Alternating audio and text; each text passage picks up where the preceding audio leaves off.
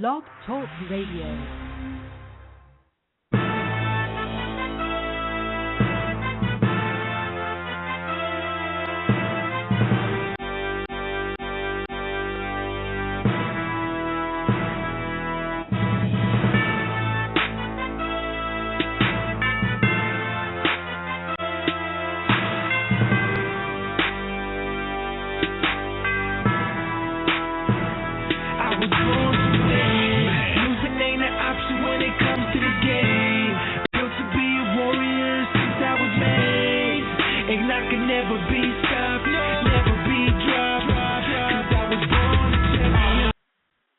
Welcome to Real Combat Media Boxing Radio. This is episode 16. I am your host, Christy Rosario, here in beautiful Los Angeles, California. And today we have great guests. But before I get to the guests, I want to give you a number that you can call if you'd like to talk to them. 347-324-5998. Again, 347-324-5998. You can Twitter us at Real Combat Media, Facebook, Real Combat Media in the search bar, and our website is realcombatmedia.com. And today we have IBA, America's welterweight title holder, Long Island's own, Tommy Rainone. I'm excited to talk to him. That's a little later today, probably about 4:40, California time. Sorry, guys. And coming up in just a minute, we have promoter extraordinaire and the most visible promoter around, and one of my favorite people, Roy Englebrecht. He's coming right up. And guest, we have Richie Jones coming on from Las Vegas. He's very knowledgeable and always love to hear his predictions and opinions. And our topics today will be, of course, Mayweather and Canelo. I'm sure you didn't have to guess on that one. We're also having Dawson and Stevenson we're going to talk about, Maidana and Lopez, and Huck and Alafabi. And sorry, Alafabi, if I say your name wrong. So Huck and Alafabi number 3, because they have already fought 2 times before. And get ready, and here we go. I'm going to bring on Mr. Roy Englebrecht. Hello, Roy. Hey, Christy, good afternoon. Boy, I love the opening number on your show. I was ready to get in the ring. Holy mackerel, that's great intro music. I'm stoked. You like it? Because I was kind of looking for a little bit more of a Latin flair. But if you like it, then, I don't know. No, I mean, it's got that real power to it. Matter of fact, I'm going to email, is it Arthur? Who's the boss? Anthony Gonzalez. Anthony Gonzalez. I'm going to email Anthony tomorrow and find out what tune that is, if that's something on iTunes or so forth, because I can see using that as an opening for a show or a video, because it's very, very strong. So good job. See, now I'm going to lose my fight. I kept saying we need to change it. We have to put something Latin, that represents me. And here you go. Now he's going to say, we love it, we're keeping it forever. Roy, I am so glad you came on the show today. Thank you. How are you? Thanks for having me. Well, I'm good, considering we're 24 hours away from a weigh-in and then 48 hours away from the show. So if no fighters get in arguments with their girlfriends, slam their car door on their hands, fall off a bicycle, if they all make it to the weigh-in tomorrow, we've got a heck of a show on Thursday at Fight Club OC. You always have a heck of a show. I mean, Battle in the Ballroom, 30 years was like sold out most of those years? And we did it 26 years there at the Irvine Marriott at Battle in the Ballroom. It was a unique show. Again, when you have the only pro fight show in Orange County that's on a regular basis, the only one in Southern California that is a series, and you've got 25 million people, you should be able to do pretty good, even though we were basically a club show. But in saying that, if you look at our website, 38 current or former world champions fought at the Irvine Marriott sometime in their career. I mean, from Johnny Tapia's first 7 fights, and Shane Mosley and Carlos Hernandez and Gennaro Hernandez and John David Jackson, Israel Vasquez. It just goes on and on, along with just both guys and gals. A number of female world champions have fought there, and you would have fought there if you would have decided after you became the national amateur champion to turn pro. But you were smarter. You got your you had your championship in your college. That's right.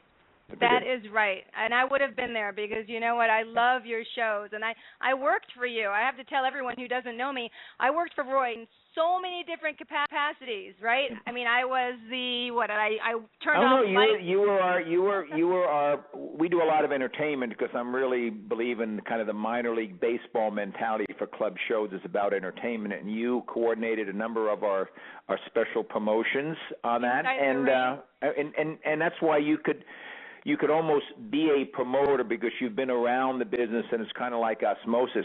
And getting back to you turning pro, I remember Ben Lara telling me that he had this very attractive fighter who was going to be a national amateur champion and that she might turn pro, but he did say, but she might want to go to college. And I was saying, and because Ben knew that I put more women on my shows than any other promoter in the country, and then you won the championship at Arrowhead Pond, and you went to school. You have a good memory. Oh, and I became a referee and judge, so I'm still absolutely involved. And you need to be in the pros, Christy. I'm ready to get you in the pros. Well, you know what? It's pretty tempting because right now, I mean, we talk about the pros being political. Well, it's very political in the amateurs, and if you aren't really good friends, you don't get to go anywhere. So, you know, please keep me in mind for the pros. Yep, absolutely. So, I always wanted to mention, though, when I worked for you, though, what I really like about when we work for you, you do everything. I'm telling you, I was turning lights on in the closet. I was will call. I was driver at one point at your sportscasters camp. And then I took your camp, and I was also finally inside the ring. We, did the events, and I had so much fun working with you, Roy. I loved it. Well, thank you. I mean, that's what, again, we don't. I always tell people at our Fight Promoter University, we're not a restaurant where if you have a bad night, you have 363 other days to make your money. If you're a fight promoter, you do maybe 6-10 shows a year, so you really have to hit home runs. You can't even hit stand-up doubles. You have to hit home runs because you only have 6 or 10 times to really impress the people, put on a great show, and hopefully do the job so that they want to come back to your next show. Especially if you're a full-time promoter. We are a full-time fight promotions company where I have a staff and I have overhead and so forth. There's a lot of people out there that are part-time promoters who just don't do as well because it's very hard to be a part-time promoter and do it well. Are you still doing the Fight Promoters University? Have you? We are. We've had 8 sessions. We're looking at FPU 9 probably in October, with our October Fight Club OC show. We have been so busy and our business has never been better. But I had a meeting last week that we might videotape it and make it an online course so that, because we've had people from around the world fly in to attend FPU, but we're thinking of taping it and making an online course that people that really can't take off 5 days or can't fly from Germany here can actually buy it and watch each of the classes at their leisure. So but October is when we're looking at FPU 9. You are 9. Do you ever sleep, or are you constantly thinking new things to do? I sleep a little bit, but I'm up early riser, get to the gym, and I pride myself in being a real entrepreneur, seeing things before anybody else does, and making them happen. And I mean, if you're gonna breathe on this earth, you might as well make the most out of it. And that's been my mantra, and that's what we do. And we got some other things, Christy, I'm working on. I can't break it, but boy, there's a couple of things that'll blow people away. So I'm excited about that. Wait a second, you can't tease us like that. Give us a hint. I know I can. I'm sorry. Yeah, that's there's it? no hints. Nope, sorry. Oh my God! So we just have to keep following you and making sure we know what's going on, or what? Absolutely.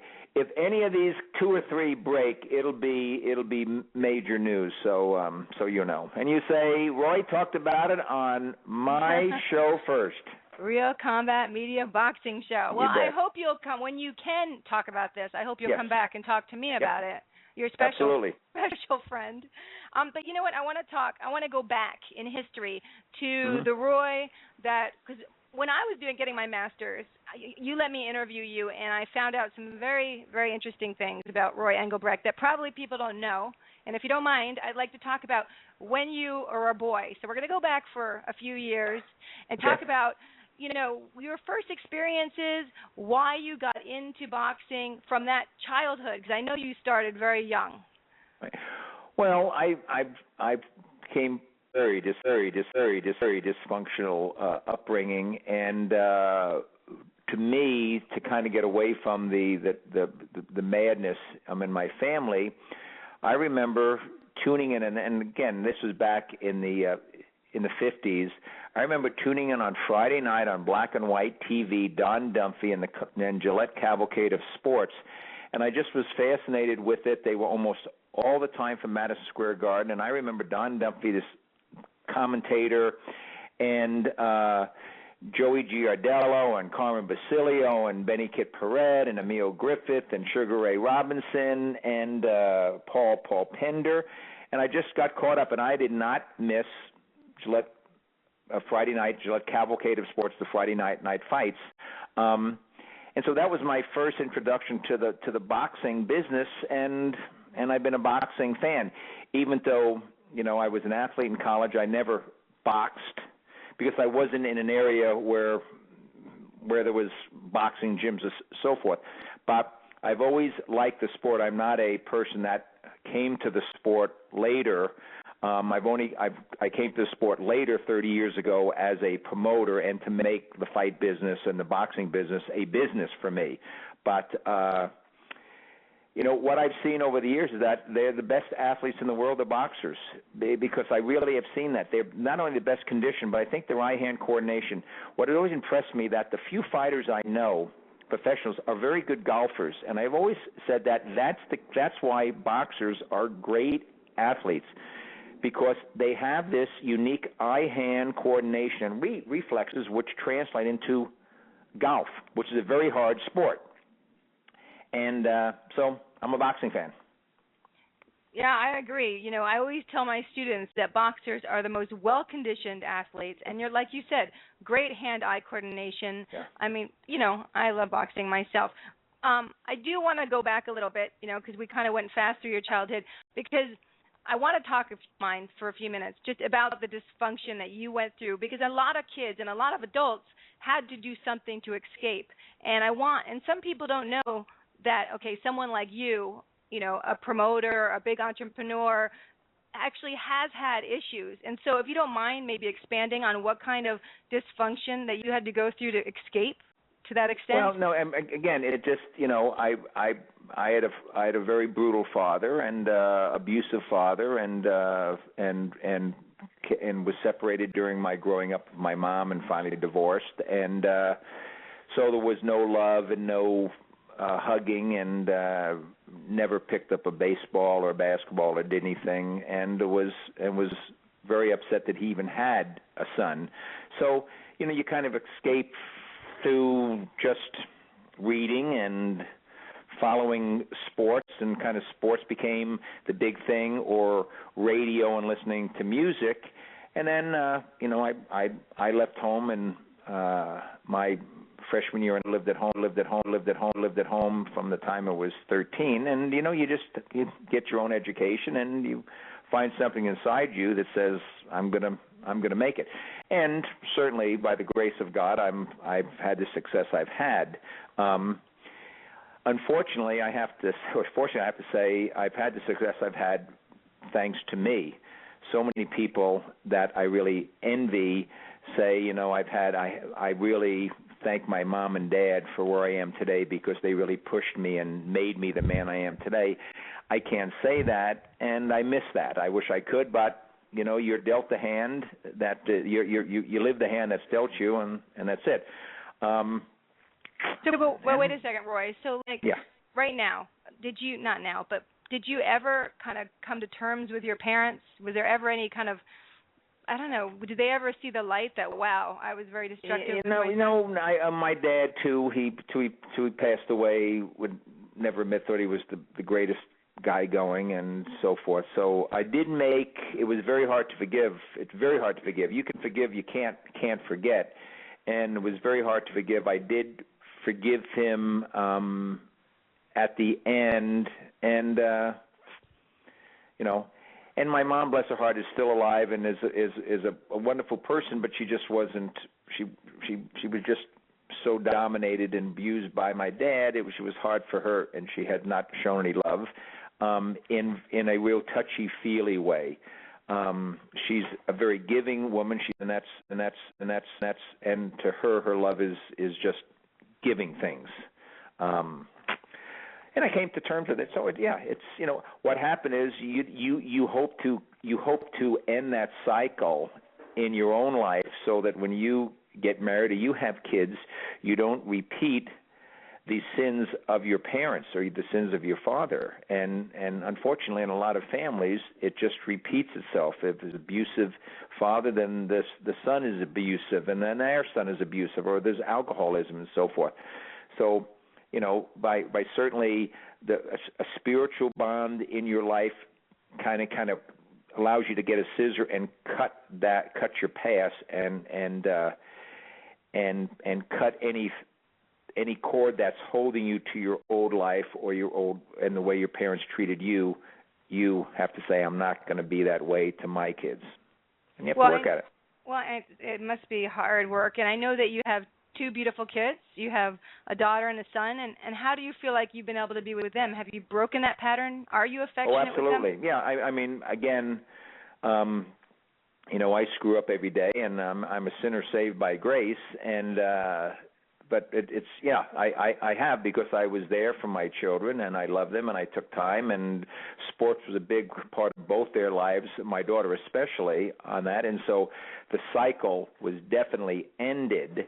I have an older brother who's a retired attorney, and it never ended. He's still dysfunctional in his own way on that. And my sister, who's getting ready to retire after 30 years of teaching sixth graders, how she could have gone 30 years teaching sixth graders is beside me, beyond me on that. But she was very dysfunctional early on because of what happened between my parents. So, I have broken that. I have broken it, and our family is a very solid family with a lot of love, and now. And their kids are experiencing the love from Allison and Drew that Nancy and I gave them. So you can break it. Thank goodness for that. I mean, that's very sad about your brother and sister. And did you ever talk to them and said, "Look, I see a pattern," or is that? Yeah, it is, and they know that. But it's my sister has got better, but it took her. I mean, she was in foster homes, and she really struggled because she was the youngest and was going through, and my parents were when we're breaking up, and my dad was threatening to kill her and this and that. It was, so, and she got pregnant at an early age, and here was a girl that at 24 years old decided to go to college. She got her GD. What is it? GED. She didn't even finish high school, and then had a couple of kids. And at 24, decided to get her. She wanted to be a teacher, and went to the University of Laverne and graduated summa cum laude there. So it's a great success story. Wow. Yeah. In her life, though she does have some baggage that she fights on, but she is a success story from turning her life. It hasn't been easy for her, and she got a divorce and so forth on that. And her kids suffered a little bit because she was dysfunctional early on in their marriage. And you got to break it, because your kids become a product of the dysfunction in the family, and they become dysfunctional. The kids learn to speak by listening to their parents. Kids learn to walk by their parents teaching them. Well, if the parents are teaching them abusiveness and nastiness, and then they're going to learn that. So, well, exactly. Well, parents, it's nice. We got to work hard at it. It isn't easy being a parent. It isn't easy being anything today. It's not easy today being a parent, and as you know, that I'm very much for the advocate for children. Absolutely. I have no tolerance for child killers, rapists, people who touch children, or abuse them in any way. So I really appreciate that you're talking about this, so brutally, honestly, and upfront. Thank you for saying that. And while we're on this subject of kids, though, I do want to congratulate you and your son, who's going to be married. Isn't he going to be married in the next few months? Yep, September 8th, I believe. He's getting married at 34 years old. He finally found a wonderful girl because it's not easy. And the older you get, I think, Christy, is you get kind of selfish and you get set in your own ways. And I didn't know whether Drew would ever get married because when you get to be 34, you kind of, I want to do things my way. But he found a girl, Bree Utter, who works for the county of Orange and Addison, and they're made for each other. Besides I'm liking so glad. tattoos, they are made for each other. She really makes Drew a better person, and Drew makes her a better woman. So it'll be good. September 8th, absolutely. I'm glad. Congratulations to Drew and Bree. Yes. You said, right? Drew Absolutely. and Bree. Well, that You is bet. great. I wasn't even sure Drew would find someone. He seemed like he was just a free spirit, great Yeah. guy. But I am happy because, I think it works well when you find your soulmate. Yeah, I should absolutely, say. it does. Congratulations. Good, I will tell him that. Yes, thank you. Yeah, I like him. He's a great guy. We worked together when I was working with Yep. you as well. So thankfully I got to meet him, and I got to meet your daughter as well. And I know you have wonderful grandkids that you enjoy. Yep. What I'm going to do is I'm going to take a break for commercial. Will you stay with us, Roy, and come back after? Absolutely. I'm here. Thank you. We will be right back after the commercial break. This is Real Combat Media Radio. Check us out at realcombatmedia.com. While you're there, check out the Feed the Poor link on the bottom of every article, and you can send a donation if you're interested. That is, once again, on the bottom of every article as well as on the top of the website. If you are an MMA, boxing, or fitness business and interested in sponsoring our website or radio podcast, send us an email. Advertising at realcombatmedia.com. Once again, that is advertising at realcombatmedia.com. Make sure to check out the Real Combat Media MMA and boxing store at the top of the menu at .com.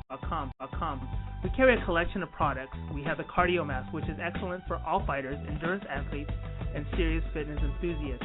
Once you are in the Real Combat Media store, click on the banner on that page. We also carry Alpha Brain. Alpha Brain is a great and natural product which activates your brain's neurotransmitters and helps you think more clearly, which improves brain function. You can also purchase the world's healthiest plant protein, which comes from hemp. There are many other products online on the online store, and click on the On It banner at the Real Combat Media store, and you can purchase Alpha Brain and other health products. Use the discount code Real Combat Media, and you will receive 10% off at the checkout store on the On It. That is ONNIT on the banner at Real Combat Media store. Buckle up. Here we go. Let's get this show started.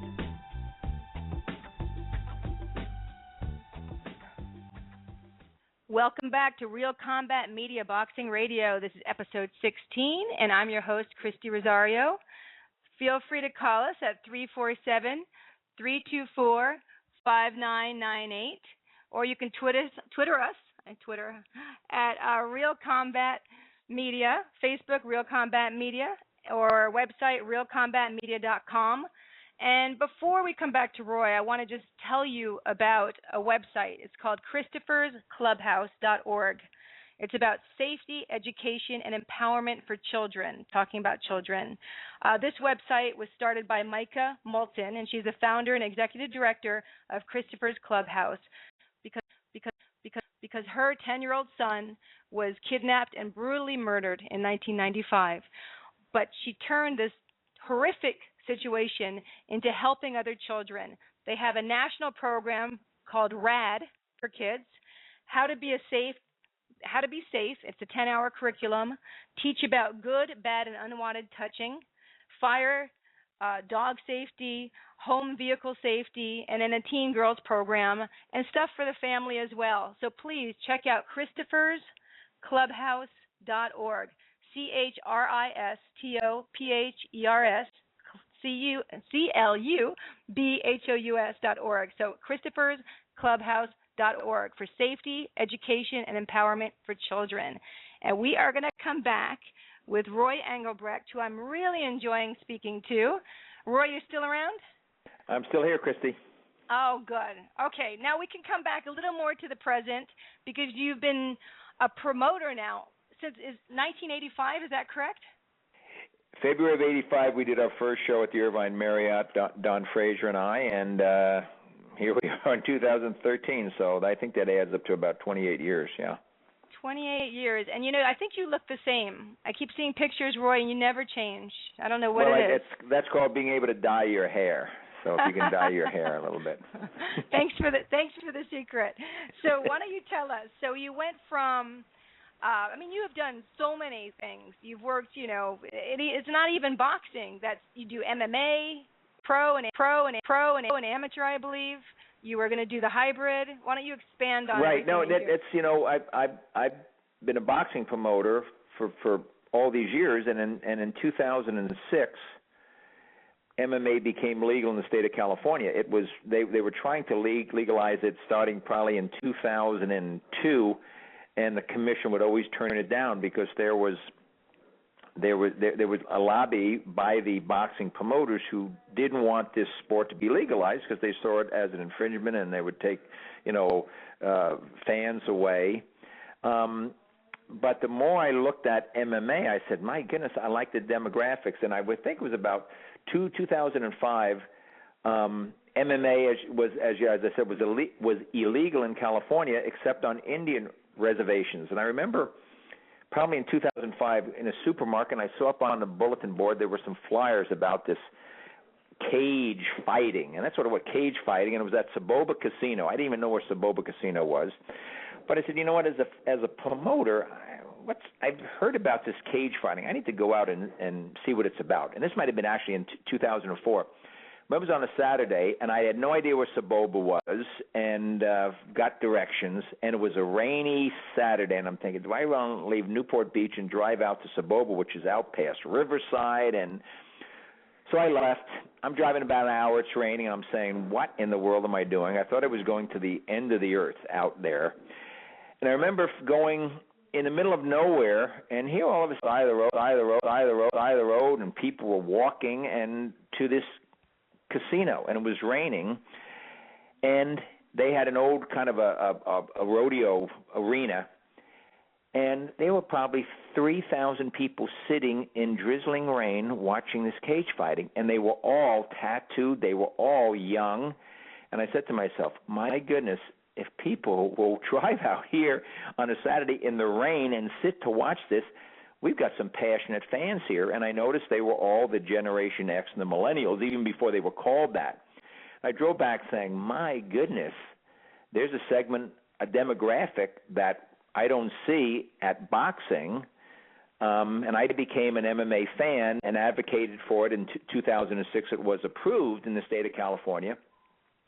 Scott Coker with Strikeforce did the first ever legitimate legal UFC MMA show, Strikeforce, at HB Pavilion in San Jose, did 16,000 fans. 2 months later, the UFC did the second ever MMA show in California at the Arrowhead Pond and filled the place up. And a month after that, Roy Englebrecht Promotions did the third ever MMA show in the ballroom at the Irvine Marriott on a Sunday afternoon and did a $54,000 gate. And we've been in the MMA business ever since. A lot of boxing promoters early on really criticized me for, why are you getting into this, Roy? You're going to kill boxing and so forth. And I said, no, I'm going to grow my business, and I'm going to bring more fans in. And then probably, Christian, about Irvine Marriott, we started to do hybrid shows. I did get some pushback from some of my longtime boxing season seat holders who had never seen MMA live. But that's it. We committed ourselves to do it. And what has helped us, Christy, if you watch MMA, early on in 2006, 7, 8, 9, and 10, there were a lot of wrestlers and grapplers in MMA. So you'd have an MMA bout, and the fighters would go to the ground and stay there for 2 minutes. It was pretty boring.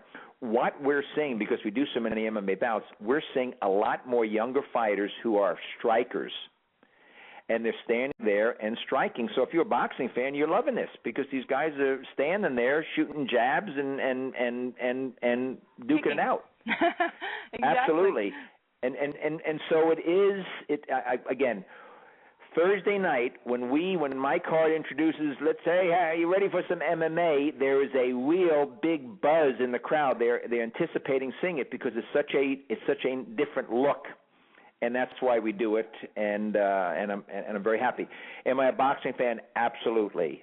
Am I an MMA fan? Absolutely. I'm more of a boxing fan than an MMA fan because I've not been around MMA, and I think the skill level of the boxers we have, because of the amateurs and the kids that have been involved with boxing for 10, 12 years, their skill level is better, so they're more fun to watch. But I like both sports.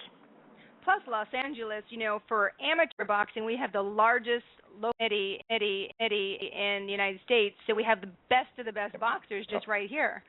Absolutely. And then you get them after they get out of the amateurs right away, and then you see them on Roy Englebrecht's card. Right. Well, we're going to have, absolutely, and matter of fact, Christy, on Thursday, we signed a young kid out of Anaheim who was the California Golden Gloves champion in 2012.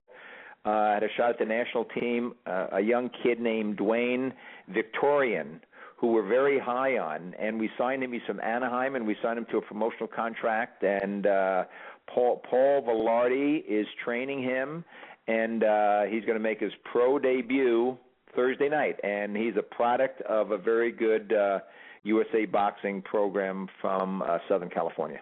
Yeah, I see on your card. Let me see. Dwayne Victorian is going to fight Corey Muldrew. Right? And this is for boxing 4 rounds, 140 pounds. Yep. You do, and you also have MMA on the same card, so that's very absolutely. cool. We have 3 MMA bouts, and we rotate it. We do a couple of boxing and an MMA, a couple of boxing MMA, so that it takes an entirely different look. Remember, you're in the production business. You, as a promoter, have to produce the show. And I've seen the few of the promoters who have had hybrid shows. What they do, they'll do all their MMA bouts and then do all the boxing. Well, that makes no sense because some of the MMA fans might leave after the MMA is over. It's silly.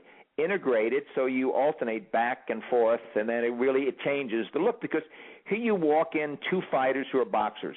They've got their 10-ounce gloves on, they have shoes on, and they have boxing trunks on, and they perform. They leave, and then you walk into an MMA bout. Here comes these 2 guys, more tattoos, no shoes, 4-ounce gloves with their MMA trunks, and it's an entirely different look. So that to the fans sitting there, it's like, wow, let's get into this. So you never want to have your show get boring, and that's why we alternate, and it really kind of energizes the crowd.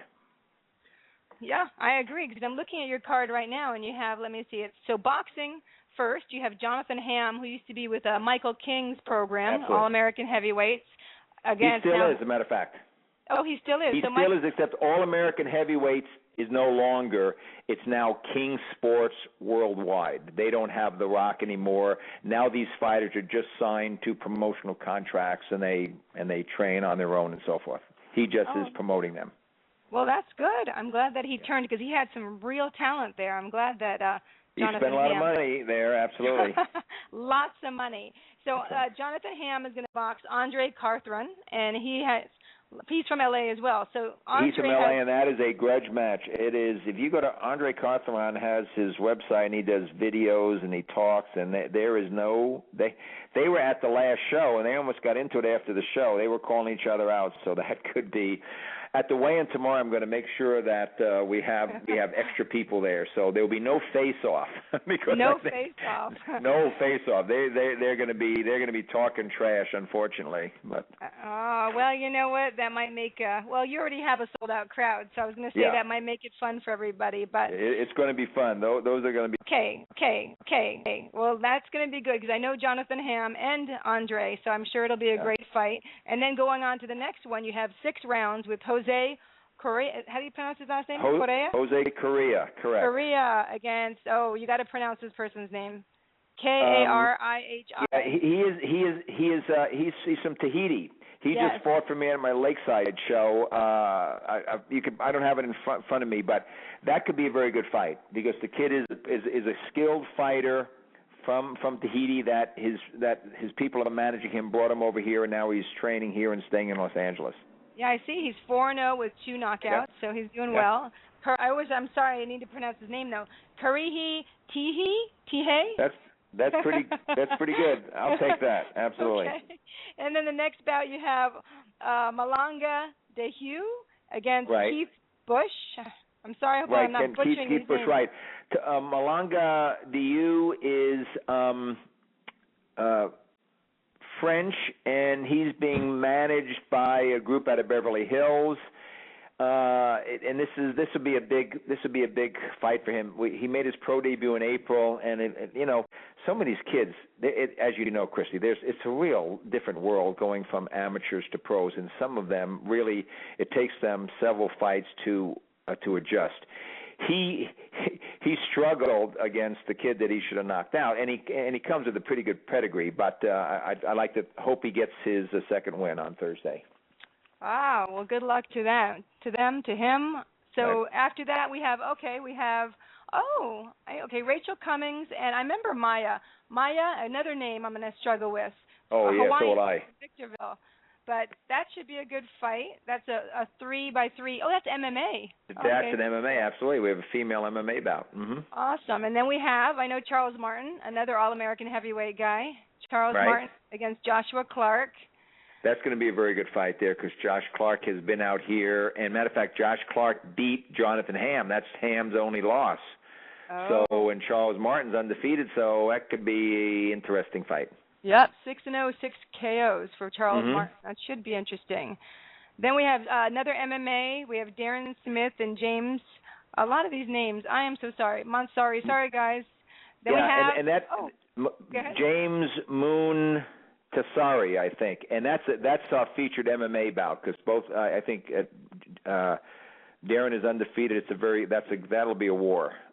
Absolutely. That is going to be actually James is undefeated. James is undefeated. Darren, okay. Yes, that should be a really good fight. And the next one, I'm excited to see Ronda Luna is back against Crystal Morales. That should be exciting. That is going to be 6 rounds. Crystal. Yes, absolutely. Crystal went up to Little Creek Indian Casino up in Sheldon, Washington for me in February and beat a local girl up there. Crystal has been overmatched in a number of her fights, and Ronda's always in wars. Ronda's not a big puncher, but she's relentless. That's going to be a very good fight, and the winner of that fight is going to fight Lisette Medal on our August show. And Lisette out of Maywood is a heck of a fighter. She is a great fighter. Whoever wins that fight in August could fight Tiffany Jonoy from New Orleans on my Bakersfield show in November for either Tiffany's WBC World's title or the IFBA title. So we got kind of a little mini tournament going on. Oh, my gosh. All these talented women boxers. Yeah. I'm excited. I am excited. Because I'm going to have to – this is tomorrow. No, this is on – what are we, Thursday. Tuesday? 2 days Thursday. from now. I want to come to this show. Look at this. Well, email me and I'll leave your credential if you want to come down. I'll leave you something. Yeah. You're so sweet. Thank you. I mean, it is a long ways. You live at the ocean up there in Redondo Beach and Manhattan Beach, and it's a long ways on the Thursday afternoon to come down, as you know, because you used to drive it. I know. I used to drive it, but it was fun. I mean, it was just fun because I was in your atmosphere, and I miss that. But let me just say quick so I don't neglect any of these people here. We have. Again, you talked about Dwayne and Corey, and then we have Steven, another MMA, Steven Stryker Ciaccio. Now, is that a great name for an MMA guy, Stryker, his nickname? That. Again, I hope he Jonathan does. Castron, God. We're into we make it very tough for our ring announcer. Absolutely. I bet you do. And then boxing, 6 rounds, main event, Hamilton Ventura against Grover Young. So that should be good. That's another Michael King fighter. Hamilton Ventura out of Brazil. He brought him up here, and he's interested in signing him, and he wants to see him perform. So that'll be our opening bout. Oh yeah. Oh, that's your opening. Oh, I just went backwards, didn't I? Yeah. My gosh, that's the opening bout. Okay, so Hamilton Ventura and Grover Young. That's bout number 1, and then Hamilton is 8 with 8 knockouts. Absolutely, yeah. He hasn't. Wow. He's got all of his wins in Brazil, so his competition there wasn't as tough. But he's a good prospect. Yeah. Well, that's excellent. But he's a cruiserweight, and you can't make much money at cruiserweight. That's a little tough. Cruiserweights. Well, we're going to talk about, I believe, some cruiserweight. Absolutely, yeah. Later today. Yes. In a moment, I do need to go to a commercial, but in a moment, okay. I'm going to have Tommy Rainone on, and I was wondering, Roy, if you would like to stay during the interview and then talk to us about all these cool topics we have, about all these fights coming up. Or are you busy? You're not busy? No, I'm fine. I can handle with Tommy. Absolutely. Yeah, Tommy's great, and he's very jealous. of you because you dealt with Mia St. John, and he's going to talk about her. He has these big I made crush. more money. I made Mia so much money this past year. She should name her next kid after me. Absolutely. She should. Oh my God. Yeah. When I mentioned to him that Except I don't think she's going to have any more kids. But she should name her first grandchild after me then. Absolutely. Oh God. Well, if she's still fighting, she may have more kids. We don't know. We don't want to count her out yet. But I mean, I told him. No, she's already retired 3 times this year. So. I know, but the money that you got for her, you never know, right? Absolutely, and let's not forget about that. Let's talk about that when we come back. We will talk about that. Okay. So when we come back from our commercial, we'll come back with Tommy Rainone from Long Island with Roy Englebrecht, our promoter extraordinaire, and we will talk to you in about a minute and a half. See you then. This is Real Combat Media Radio. Check us out at realcombatmedia.com. While you're there, check out the Feed the Poor link on the bottom of every article, and you can send a donation if you're interested. That is, once again, on the bottom of every article as well as on the top of the website. If you are an MMA, boxing, or fitness business and interested in sponsoring our website or radio podcast, send us an email. Advertising at realcombatmedia.com. Once again, that is advertising at realcombatmedia.com. Make sure to check out the Real Combat Media MMA and boxing store at the top of the menu at realcombatmedia.com. We carry a collection of products. We have the Cardio Mask, which is excellent for all fighters, endurance athletes, and serious fitness enthusiasts. Once you are in the Real Combat Media store, click on the banner on that page. We also carry Alpha Brain. Alpha Brain is a great and natural product which activates your brain's neurotransmitters and helps you think more clearly, which improves brain function. You can also purchase the world's healthiest plant protein, which comes from hemp. There are many other products on the online store, and click on the On It banner at the Real Combat Media store, and you can purchase Alpha Brain and other health products. Use the discount code Real Combat Media, and you will receive 10% off at the checkout store on the On It. That is ONNIT on the banner at Real. Buckle up. Here we go. Let's get this show started. Welcome back to Real Combat Media Boxing Radio, episode 16. I am your host, Christy Rosario, here in Los Angeles, California. You can call in at 347-324-5998. You can find us on Twitter at Real Combat Media, Facebook, Real Combat Media, or our website at realcombatmedia.com. I'm excited because I know we have 2 great guests now. We have Roy Englebrecht that is still here. And we have IBA America's welterweight title holder, Long Island's favorite guy, Tommy Rainone. How are you, Tommy? I'm good. How are you? Good. Oh, you sound much clearer today. Thank you. Yeah, you know what? I'm calling for a landline. I didn't want to chance it, but I got to get a new cell phone tomorrow, actually. Yeah, he sounded like he was in the in microphone water. on my phone is done, so I got to get a new one. Well, Tommy, you're here with Roy Englebrecht, too. I want to introduce you guys. Roy. Hi, Roy. How are you? Tommy, Roy. Hey, Tommy. Very nice to meet you through Christy. You both are good people to know. So, Tommy, thank you for coming on the show today. I appreciate it. No problem. I mean, you're just fresh off your win from James Winchester last week, right? Yeah. 6 rounds, split decision, though. Did you think it was a split decision? Nah. I mean, I watched the video a couple times already. It was just an ugly fight. It was, a bad style match. Our styles didn't mesh, but I thought plus the referee took a point from him in the 3rd round. He elbowed me in the mouth. So, I mean, plus the point deduction, I mean, I thought I won the fight easy. The only rounds really you can give him are the rounds where maybe he was busier, but, I mean, the guy hit nothing but air for 6 rounds. So he really he don't let a shot the entire night besides the rapid punches and elbows and, fouls on the inside. So, it was just an ugly fight. It was what it was. It was what it was? Mm-hmm. And so you fought James, and now you're telling me that you're going to fight again soon. Do you have any idea when?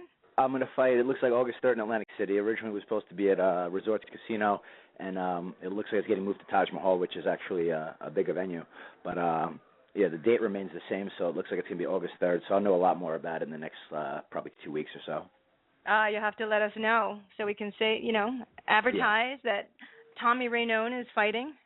Yeah, I'm excited. I've been wanting to fight in Atlantic City for a long time. I love Atlantic City. I go all the time. So, it's September, 7 years I've been a pro, so it took me almost 7 years to get there, but I'm excited for August to come.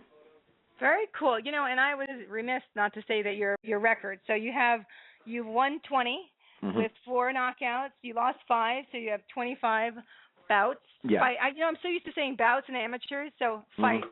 All right. And then tell me, though, we were talking about promotions, and I said, so are you with a promoter? What is your feeling on all that? Listen, if you can get with a top ranker or a golden boy, that's the way to go. And if you can get maybe with a guy like a Ludabella, who's a little on a smaller scale, but still, big time in the industry, but not mom and pops compared to a Bob Urim or a De La Hoya, then that's the route to go. But a couple of offers I've had over the years, I've had 3 specific, and nothing was anything to jump at. So I said I'm not going to lock myself in a contract. I know too many people who, when you sign a deal, it's a 3-year deal. I know too many people who locked themselves in contracts and had problems and sat on the shelf and had to wait their contracts out and had to sue to get out of contracts, had to buy to get out of contracts. And you know what? For what they were offering me, and it just wasn't worth it. So I always turned them down. You always turn them down. So there's nobody that you said, okay, you can help me more than I can help myself.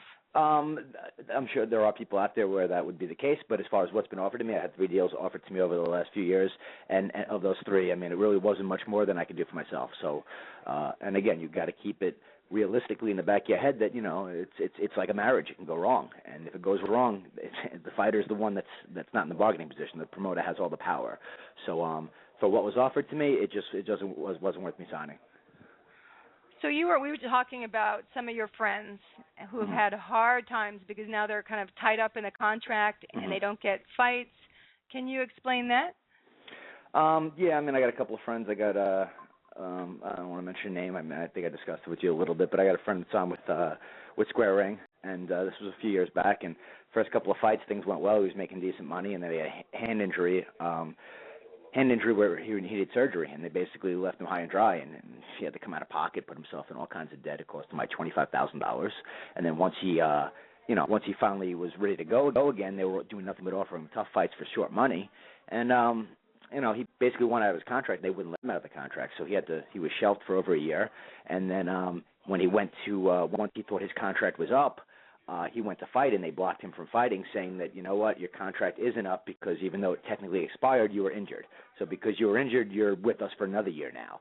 And, those are the nightmares that you hear about. So it took him forever to get out of that contract, and he lost close to 2 years of his prime, and honestly, he wasn't the same when the contract was over, and he was able to fight again. And so this promoter, they wouldn't even help him pay the bill? Nope. Because you were saying it was like $30,000 or something? Like some in the vicinity of $25,000. They gave him X amount because the fight took place in North Carolina. It was an ESPN2 show. The insurance in North Carolina is a lot cheaper than to do a show, let's say, in New York or Vegas. So, they do the bare minimum. I'm sure they do the bare minimum in New York as well. But in North Carolina, it's very small how much you have to pay for insurance to put on a show. So whatever the minimum that he was able to get, which was only a couple $1,000, it was something like $4,000 or $5,000 if it was that. I don't remember the details now because it was about probably a little over 3 years ago, but he ended up getting about maybe $4,000 or $5,000 out of it, and like I said, that barely covers hospital bills when you don't have insurance, So, that's yeah, terrible. he had to have surgery. He had to have, surgery. He was out of action for 6 months, and when it was all said and done, he took like not only did he fight for free, but he took a $20,000 loss on the fight. So it was tough. To be quite honest, it pretty much ruined his career. That's very sad. So he's currently not fighting at the moment? He fought, he fought last August of last year was his last fight. But wow. Like I said, his prime kind of passed and along the way because he was red hot and relevant at the time and winning a lot of fights. And then this happened, and the inactivity hurt him a lot, and he wasn't getting any younger. So it's just one example of some of I got friends right now that are currently in contracts that are just miserable right now that can't wait to get out of them. It's rough. That's terrible to hear something like that because you want, for all you do with your body and what you put yourself through, you want to be treated well. Yeah, and at the same time, like I said, the promoter has all the power. You lose a fight, a promoter can drop you whenever they want. So, I know stories where a guy was 18-0 and lost to a good fighter. He got his opportunity on Showtime, lost to a good fighter, lost one fight. Now he's 18-1, and the promoter drops him from the contract. End of story. Now he's a free agent on his own. So, it depends who you get with. It depends what promoter you're with, of course. But But again, the promoter has all the power. So I mean, if you can get with a top rank or golden boy, I mean that's ideally where anybody would want to be. But you got to be Devin Alexander kind of talent, or somebody on that level where you had a huge amateur career, or have at least won a world title in the pros to get in like that. So it's for most of us, it's just a hustle. It's a grind. Yeah, I tell my son that because he loves boxing, and I'm like, very few are going to actually make it and make money. Yeah, no. As far as making the money go, I mean, 95% of the money is made by 5% of the guys. Yeah. That's pretty much how it works. Well, I tell him, stick with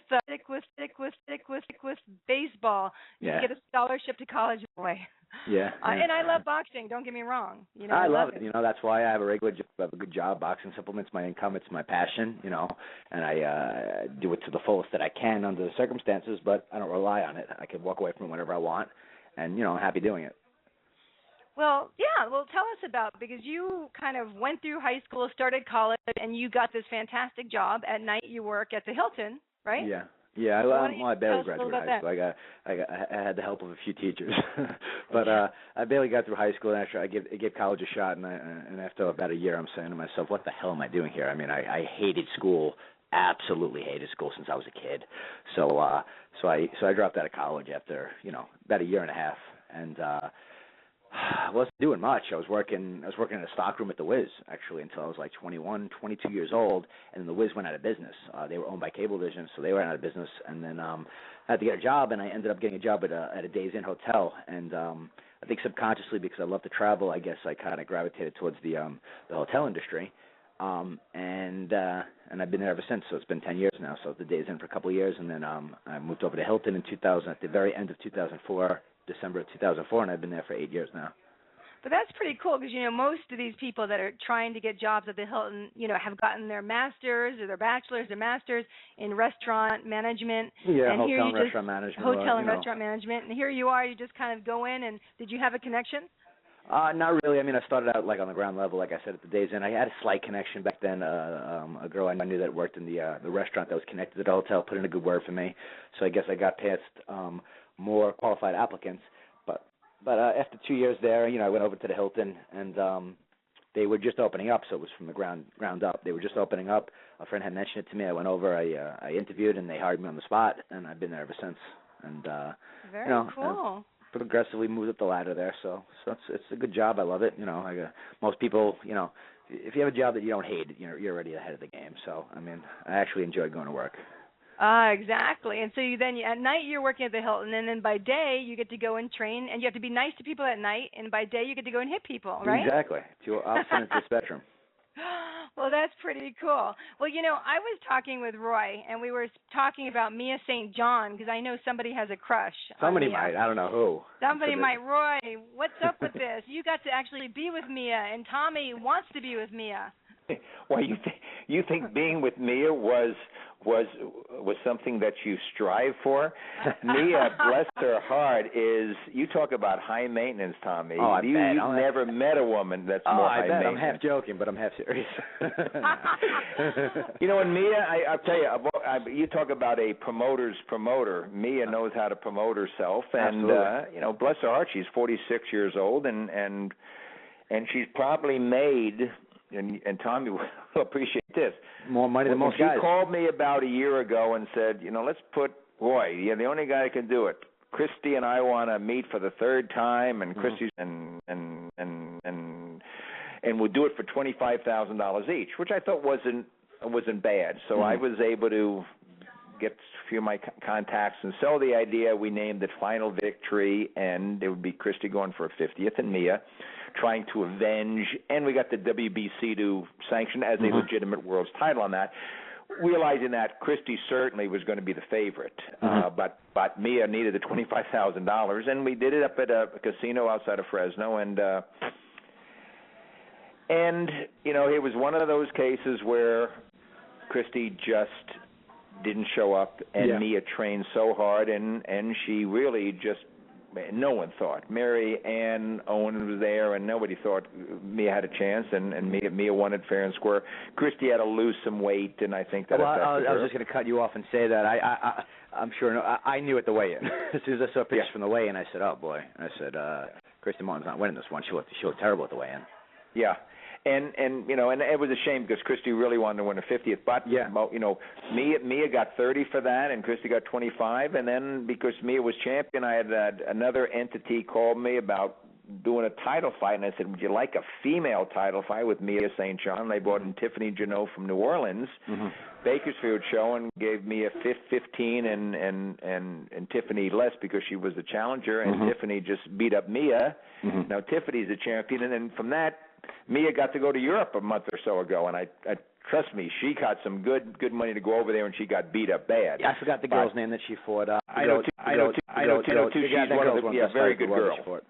Yeah, on that. But so I would think that Mia, let's see, 45. She probably made $65,000 or $70,000 by retiring and unretiring, and that's more than a lot of guys even make in their career. Absolutely. I was listening to Tommy, and certainly his story. And the promoter-fighter relationship, he has nailed it. And having been in this business for 28 years, and Oscar buying my company so that we could start Golden Boy Promotion in 2001, so I know everybody in the business.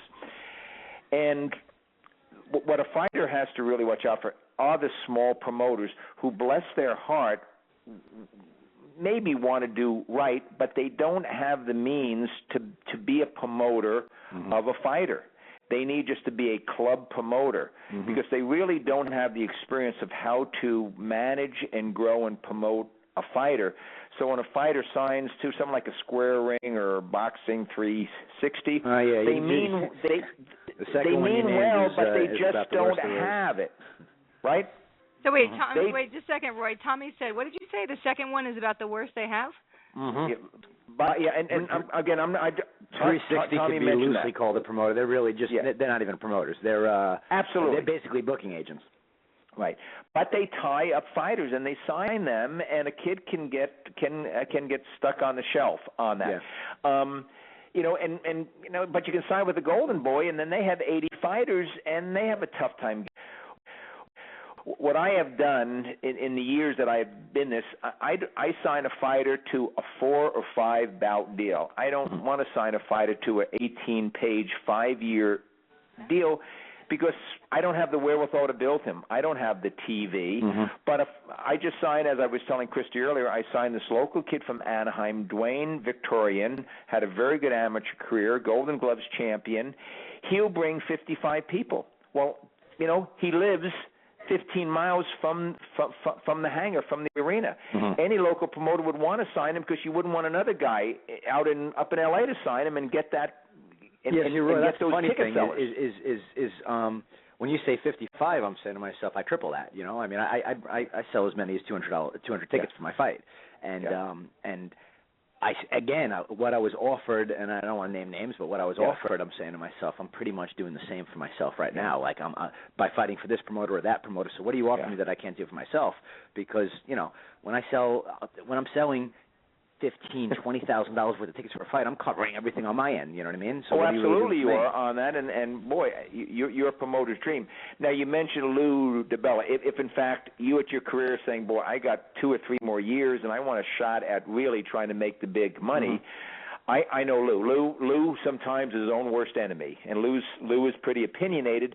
But he does have some connections. Joe DeGuardi is in New York. I'm Sal. There's another guy, Sal Demucci, or Musumeci. That guy's about as bad as they come. He actually had to move to Florida. I have no problem saying it because everyone knows he's a douchebag. But he actually had to move to Florida because there were people looking for him because he robbed so many people. Is that right? Oh yeah, he's the worst. He's the absolute worst. And unfortunately, that's probably 4 times early in my career, and then he screwed me over one too many times, and I told him, I'll never do it to you again, and that's it. He walked into my gym about a year and a half ago. He knows not even to walk on the same side of the gym as me. Who was this, Tommy? Sal Musumeci. He's a very small-time okay. guy, but the only guy he's ever had was he had Eric Harding way back in the day. Eric Harding fought Roy Jones for the world title. And that's the only real notable guy he ever had, and he basically just had a piece of him. But then he built up Derek Rossi, who's a Long Island guy, who's a good fighter, you know, and Derek will fight anybody. And that's really all he's done the last few years. He had my friend Chris Algieri, Chris is with Star Boxing now.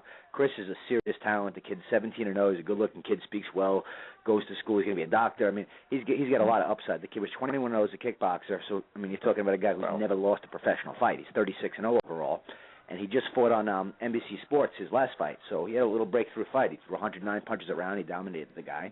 And, what's his weight? He's 140, Chris. So Chris is a real good fighter, and when he was first starting out, he made the transition. He never had an amateur fight because, as I said, he was a professional kickboxer, so he was not allowed to box amateur.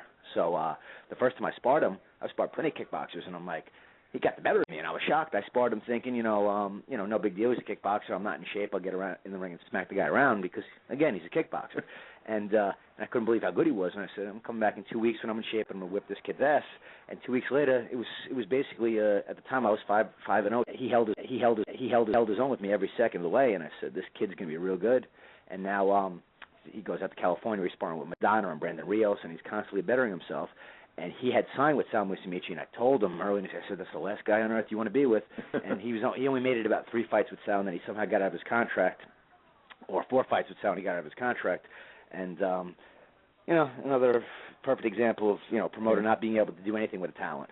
And, he's starting with Star Boxing right now, and, he's supposed to be fighting in August, probably on an ESPN card. But, real good fighter. He should be further along. If he was with Golden Boy right now, you'd know exactly who he is. He'd be on HBO already, though. Yeah. Yeah, no, there's the haves and have-nots. But unfortunately, there's so many promoters who give the promoter a bad name, and we have to live with that, and I have to make sure the way I run my business that we have integrity and honesty and loyalty and do what we say we're going to do on that. But unfortunately, I can't live for everybody else. Yeah. Well, Roy, maybe we could set up something with Tommy. Couldn't we bring him out here and set up a real good main event fight with Tommy? I think that would be pretty cool. Well, no. If I had a casino that was looking for, a big time fight or a 10 rounder, as you know, I'm king of minor league fighting. I don't do anything but a four rounders and maybe a 6 because why do I don't want to charge more than $50 for a good seat, and when you charge $50, you're going to get a good entertainment. Pacquiao's fighting, I can get $1,500 for that seat, but I don't. I have 4-round fighters and maybe a six-round main event. Too many promoters that are starting out think they can't be a promoter unless they have a 10-round main event, and they're doing it at a hotel ballroom, selling 500 tickets, and the 10-round main event are 2 terrible fighters. And it's a very boring fight, and that's not what club boxing is about. Club boxing is about young fighters and going after it for four rounds, whether they are talented or not. It's all about, can they sell some tickets, do they have a little following, a little story, and just be competitive. Okay. And so, but certainly I'm going to, Tommy, my email is boxing77@AOL.com, boxing77@AOL.com. Easy to Now remember. that you're not tied in with a promoter, or I can talk to you, because legally I'm not supposed to if you had a promoter, but if you don't, email me at your convenience, because there are some casinos that I do get a call from and that they want a big fight. Mm-hmm. And trust me, I know Long Island is nice, but Southern California is heaven. Well, he's been here, and it's not his favorite. Okay. No, I went there in 2010 and 11. I went 3 times. It took me forever to get there. I didn't get there till 2010. I travel a lot, but once I got to California, I went all over the place. L.A. and Huntington Beach and San Diego. Yeah, that's it. I loved it. See, but you both are nice people, and you both do great work in your own capacity. And I would love to remember, Mia St. John lives out here. There you go. Oh gosh. Here we go. Back to me. I will email you. Just we don't want to say it over the air. You just give me a street address. I'll find her house. Oh, sure. No, I'm afraid. Okay, Tommy, are you going to stay on with us? Because I have to go to the commercial. Roy, you're going to stay on? Yeah, I'll hang for a few minutes. Christy, how can we say no to you? Yeah. Thank you. Okay, so don't leave. I'm going to go to commercial. We're going to come back with Richie Jones from Las Vegas. He's our other panel guest. So hold on. Don't go. And when we come back, we are going to have some great topics. We're going to talk about Mayweather, Canelo, Dawson and Stevenson, Maidana and Lopez, Huck and Alasabi. I mean, we are going to have a good show. So don't go away. I have some great guests. And here we go. This is Real Combat Media Radio. Check us out at realcombatmedia.com. While you're there, check out the Feed the Poor link on the bottom of every article, and you can send a donation if you're interested. That is, once again, on the bottom of every article as well as on the top of the website. If you are an MMA, boxing, or fitness business and interested in sponsoring our website or radio podcast, send us an email. Advertising at realcombatmedia.com. Once again, that is advertising at realcombatmedia.com. Make sure to check out the Real Combat Media MMA and boxing store at the top of the menu at realcombatmedia.com. We carry a collection of products. We have the Cardio Mask, which is excellent for all fighters, endurance athletes, and serious fitness enthusiasts. Once you are in the Real Combat Media store, click on the banner on that page. We also carry Alpha Brain. Alpha Brain is a great and natural product which activates your brain's neurotransmitters and helps you think more clearly, which improves brain. You can also purchase the world's healthiest plant protein, which comes from hemp. There are many other products online on the online store, and click on the On It banner at the Real Combat Media store, and you can purchase Alpha Brain and other health products. Use the discount code Real Combat Media, and you will receive 10% off at the checkout store on the On It. That is ONNIT on the banner at Real Combat Media store. Buckle up. Here we go. Let's get this show started. Welcome back to Real Combat Media Boxing Radio. This is episode 16. I'm your host, Christy Rosario, here in Los Angeles. You can call in if you like at 347-324-5998, Twitter at Real Combat Media, Facebook, Real Combat Media, and our website is realcombatmedia.com. Pretty easy. I also want to mention again, please go to christophersclubhouse.org for safety education and empowerment for children. They have a national program. It's a national RAD program for kids where how to be safe, 10-hour curriculum, teach about good, bad, unwanted touching, fire safety, dog safety, home vehicle safety, and teen girls program, and other stuff for the family. It's christophersclubhouse.org. And I want to welcome everybody back. And Richie Jones, you're here from Las Vegas, aren't you? Yes, I am, Christy. Thanks for joining us today. I'm sorry, could you repeat that? I said thank you for joining us. Can you hear me? Absolutely. It's my pleasure. Okay, you're here with Roy Englebrecht and Tony. Oh, my God, Tommy, don't kill me. Tommy Rainone. He goes by Tony once in a while, but you're here with Tommy. So if you haven't met each other, all fantastic men. Everybody back? Roy, you're there? Absolutely. We have Roy, we have Tommy, and we have Richie, and we are going to talk a little bit. First, I want to tell you guys that on Twitter, supposedly, we have Austin Trout and Gabriel Rosado who are going to fight on the undercard of the Mayweather. Really? Canelo. Yes. I did not hear that until right now. That's a good fight. Isn't that your buddy, Rosado? I know his trainer. I know his trainer very well. I met Gabe once or twice. He's a cool guy. I spoke to him on Facebook, but I don't know him well. Okay, yeah, I see him on but a real Facebook good tough all fighter. the He'll time. fight anybody. I actually when he made a name for himself was when he beat James Moore on ESPN, and we fought on that card together. That was in Brooklyn, and I watched him fight that night. I think he had a few losses at the time. He was brought in as the opponent, and James Moore was undefeated, and he pulled off the upset that night. And I remember watching him and saying, "Wow, this kid can fight. Not only can he fight, but he's got that fighter's mentality where he'll fight anybody." And I figured that he was gonna make a little name for himself in the game. Well, this should be a good fight. So don't forget, it's just on Twitter. It was a Twitter agreement. Austin Trout, Gabriel Rosado, undercard, Mayweather, Canelo. So, if it's true, I hope so, but it's just kind of like gossip right now, I should say. But also, here we go. I want to talk first about, for those of you that know the fighters, they are cruiserweights, Marco Huck, and I hope I can say his name right. All these names are fantastic, and I'm like stuttering over them. Ola Afolabi. Very good. Thank you. Cruiserweight. So okay. Afalabi has won 9 KOs, lost 2, no knockouts for himself. And then we have Marco Huck is 35 wins, 25 knockouts, and 2 losses, and he actually was knocked out once. They're going for the third time. The first time Huck won, the second time it was a draw, and we're going to go for number 3. Richie Jones, what do you think about this fight? Well, I think Huck is kind of pushing his luck. I think Afolabi he's an improved talent. He seems to get better every time out. I think Huck did pretty well as a heavyweight when he fought Povetkin. I actually thought he won that fight. Kudos to him for taking on Afolabi again. It is definitely a fight he could lose, and it's definitely a fight that I am looking forward to. Well, what do you think Afolabi has to do to actually win? He's going back to Germany again. And then he's going to be in the hometown, practically the home country of Huck. So what is Afolabi? What would his strategy be to beat him? I think he's got to stay a little bit more consistent. A lot of times, I know against Enzo Maccarinelli, I'm probably butchering his last name, consistent.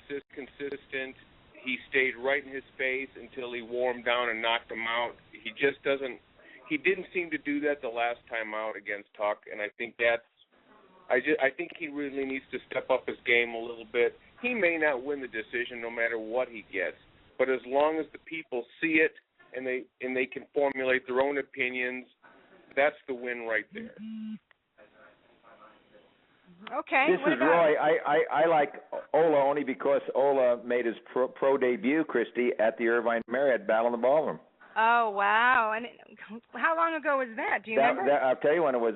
It was in February of 2002, and he got a draw on his pro debut against a kid from L.A., Gerald Barber, and I remember making that fight. And Ola did not have a lot of amateur fights, and I agree what was said that Ola is a talent. He gets better each time.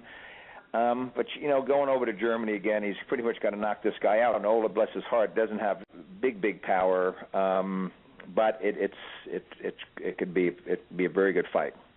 Well, it's interesting because Ola is from the UK, from London, but he lives here in Los Angeles. So that's pretty cool. So do you think, Roy, I know everyone says, when you go to their country, the judges are favorite. Do you think that is true? Forget going to the country. If you go to the guy's state, you're not going to get you're not going to get a good shake on that. I shouldn't say and it really is tough sometimes, especially for the bigger promoters. I've had referees over the years come up to me and say, "Roy, do you got somebody that you need me to take care of tonight?" That's it. And that's from the club promoter. Wow, but I got some local kids who's, where if it's a close fight, it's not going to be something that is bad. But if it's a close fight, you're going to get the decision. And as a promoter, I kind of want that sometimes. If I got a kid that sold 80 tickets and it's a close fight, don't give it to the kid that we flew in from Arizona. And I'm speaking as a promoter. He was trying to pay the bill. So forget going overseas. You got to be concerned if you're coming in out of state to fight the home fighter. Well, that's hard. Yeah, it's hard for the person that's coming from the other country or the other state. What do you think, Tommy? Do you have any strategies for Ola or Marco? Forgive me, but I don't pay a lot of attention to the cruiserweights. I know who Huck is. I know I might have actually seen their second fight. Is this a direct rematch? This is No, it's the first fight for Ola since the draw with Huck. Because I remember seeing a couple of fights back. I saw Huck get a win, which I know he struggled a lot. And that might have been the same fight. I'd have to YouTube it, but to be completely honest, I'd be lying if I gave a valid opinion. I'll just say Huck. But if I tried to give you any analysis on the fight, because I honestly, that's the one division I really don't pay much attention to. Well, yeah, like Roy said, Ola fights since fighting Huck, and then Marco Huck had one fight in between the fight with Ola with Firat Arslan, and he won unanimous decision, 12 rounds. I was watching them, and I too did not really know much about them, but I was impressed because as cruiserweights, and they're big. I mean, Ola's 6'3", Marco's like 6'1.5". Came in shape. They moved well. They were consistent. They used their jab, which sometimes is unheard of for the big guys. I was impressed. I mean, I'm kind of gonna jump on board and watch them now that I've been watching them. But they're cruiserweights, and they have a tough Yeah. time going to make a lot of money. They're cruiserweights. It's unfortunate they were blessed with a 6'3" frame, but 200 pounds. Right. Very tough. 200 pounds exactly. So, all right. Well, it looks like it'll be a good fight. I'll be looking forward to it. It's going to be on June 8th, coming up real soon, and it's in Max Schmeling. I guess it's an arena after Max Schmeling. That's kind of impressive in Berlin. So that will be fun. So why don't we move on a little bit since we are finished talking about them. And I'm going to give the number again in case anybody wants to call. I don't know. People seem to be very shy about calling. If I can even find the number. Is that terrible? Oh, it was in the back of my paper with Austin Trout and Gabriel Rosado. Here we go. So you can call it 347-324-5998. And we are going to move on. Let's see who we would like to talk about next. Give us Chad and Adonis there, so we can save the big fight for the last. Okay, good idea, Roy. So we're gonna talk about Chad Dawson, Adonis Stevenson. They are light heavyweights going for the WBC light heavyweight title, and they will be fighting on again the same thing, June 8th, in Montreal, Quebec, Canada.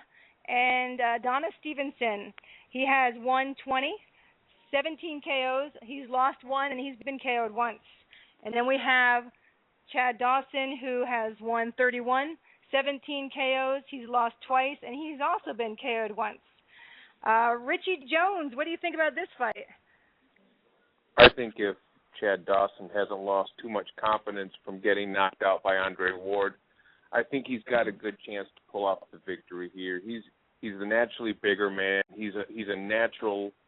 I mean, he came up from super middleweight years ago, but I think he's well adapted to the light heavyweight division, and I think that he will win this fight. I think there is a good chance because they are fighting in Montreal that it could be a questionable verdict. But I definitely think that Chad Dawson, if his confidence level hasn't been crushed too much by his knockout loss to Andre Ward, I would definitely lean towards him. And Joanne, can you tell us any strategies that they should have, to beat the other? He needs to fight. He needs to fight tall. He needs to use his physical, his physical attributes. He's a tall, rangy guy. I think he's over 6'2". He didn't really do that against Andre Ward. I don't think he would have beaten Andre Ward anyway, especially since he came down out of his own natural weight division to challenge Ward. But he needs to fight tall. He needs to keep Stevenson at the end of his jab. He needs to step it up and be aggressive and not start slow the way he did against Pascal. He can't give up rounds in the guy's backyard. He can't do that. Yeah, we have to mention, that was a good point, that to fight Andre Ward, he went down to 168, so he was going for the super middleweight title. So, when you're not naturally that weight and you have to struggle, that's hard as well. So, Roy, go ahead, Richie. Oh, no, go ahead. I was just agreeing with you. Okay. I agree, but remember something, Dawson wanted that fight. So, I mean, you can't really Monday quarterback it and say after the fact, what Dawson did, because he's the one that wanted the fight. And he said he could make 168 no problem. So, I mean, I don't think he wouldn't have beat Ward at 75 either way. Okay, so what do you think about this fight? I think if Andre Ward steps up to light heavyweight, he beats him. Yeah. So I think I agree with Richie. Chad will be back to 175. He'll fight bigger, and I like to think that after what happened with the Ward fight, that he says, now I'm going to fight at 175. This is where I live. Adonis Stevenson, is from Haiti, so he's really not a natural born Canadian, but he lives there now. this is a great weekend. I mean, you've got Madonis and Lopez fight on Showtime. You got Huck and Afalabi. You got Dawson and Stevenson. This is if you're and you got Gamboa as well on the undercard. Oh yeah, absolutely. And you have Angulo and Lara. Yeah, you have a lot. This weekend is going to be fantastic. But I wanted to go back to, so Tommy, what do you think as far as what strategies would Stevenson have to do for Dawson to actually win this fight? Well, first thing he's got to do is go the distance because he's in Canada. But I don't see him winning, honestly. I think Dawson's got a lot to prove in this fight because you got to remember he didn't just lose to Ward; he was embarrassed. And he quit. Let's be quite honest. He straight up quit. So that is a very difficult thing to live down. I mean, quote unquote, he said to the referee, "I don't want it anymore." I mean, he absolutely quit, and he got off. And other guys have quit and been crucified more so than Dawson has, which I find kind of funny. But any which way, I think Dawson has a lot to prove. I think he's the better overall fighter, and I think I think he's gonna be on his game Saturday. He'll rise to the occasion. So I would pick him by late stoppage, but more realistically a decision. All right, well, let's go back, though. So Dawson was down in rounds 3, 4, and 10, and then he had the TKO in 10 against Andre Ward, just so people listening can know exactly what you're talking about. And then, that's hard. I'll tell you, it was very similar to the Mayweather-Diego Corrales fight from way back, where he just got picked apart. The difference is he doesn't have the fortitude that Diego Corrales has, where Diego wanted to keep going, was crying when the fight was over. This guy, wanted out. And, that's just one thing. I mean, I'm not trying to come down too hard on the guy. I mean, he wasn't there with Andre Ward. But it doesn't, it's just an unwritten rule in boxing. You just don't quit under any circumstances whatsoever. So, I mean, that was kind of shocking to me to see a guy like that quit. Especially a guy on such a high level, riding so much momentum, who had just beaten Hopkins. It's a tough thing for me to get past. But for this particular fight, I still see him winning. Okay. Yeah, like you mentioned Hopkins. He beat Hopkins twice. Well, first was a no contest in the second round. Yeah. And the second was the majority decision in the 12th round. Yes. So, Roy or Richie, do you have anything else to say about Stevenson and Dawson? Yeah. Anybody think that Stevenson's going to win? Apparently not. No. I'm going Dawson. Let's get to the big one. Okay. Well, no, we have another one first. Okay. So. Yes. Let me get to that one first, and then we'll get to the other one. Okay, so we have Josecito Lopez against Marcos Rene Madania. Okay, so Madania has won 30 KOs, lost 3, never been knocked out. He's a pretty relentless fighter. Then we have Josecito Lopez, who has won 30, 18 KOs, and lost 5 with 1. He's been knocked out once. Fighting on June 8th. At right here in Carson, California, at the Home Depot Center. Very cool. So, how about you, Roy? Did Josecito Josecito Lopez is another Irvine Marriott Battle of the Ball alum. So we have two fighters, Ola and Lopez. So I got to favor my boys who early in their careers fought for me. This should be a war as it was the first time. This is a heck of a show on Saturday night. I was going to have the only fighter I have on the promotional contract, Alexander Flores, the undefeated heavyweight, but he tweaked his thumb May 14th on a private show I had. He was going to fight Gerald Washington, the Golden Boy heavyweight that's undefeated, and so we lost that fight. I think we're going to try to do it in August. But you know what? Hey, if you're a fight fan, even if you're not, get a girlfriend or take your wife. I mean, it'll be beautiful on Saturday. It's outdoors at the Home Depot Center. It is a great way, and trust me, there's a lot of good seats left for that fight.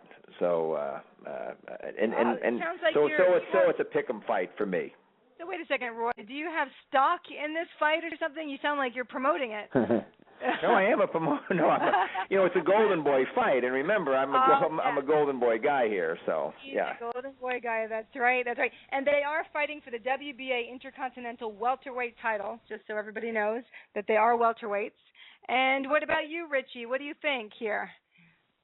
Well, I wasn't real impressed with Maidana. The last time I saw him at welterweight against Devin Alexander, he just seemed very slow, very robotic, so to speak.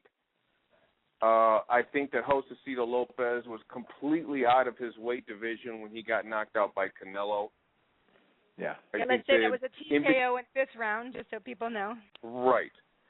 And I think that he looked very good very rough and tough against Victor Ortiz. He kind of had to make a comeback to stop him, or Victor Ortiz quit, I guess you could say. I know it was a broken jaw, but we've seen fighters in the past with broken jaws who have finished fights. But nonetheless, it was a good victory for him. I'm leaning towards Lopez just because I just think he just seems to me to have a little bit better skill set.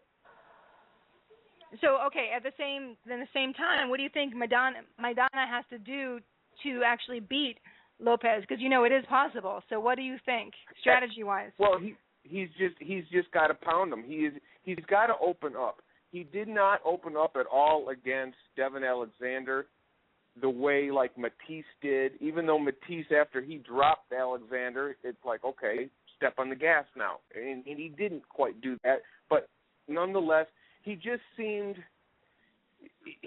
to kind of telegraph a lot of his punches. I think he needs to shorten up on his punches, be very aggressive, and I think that he definitely has the power to get Josecito out of there. I think he could potentially has the power to knock out just about anyone at 140 to 147 pounds. You can if he can just shorten up on his punches. Okay. What about you, Tommy? I got Maidana on this one. I think it's going to be a hell of a fight. To make a correction, Maidana's last fight was not against at welterweight. Was not against Alexander. It was actually against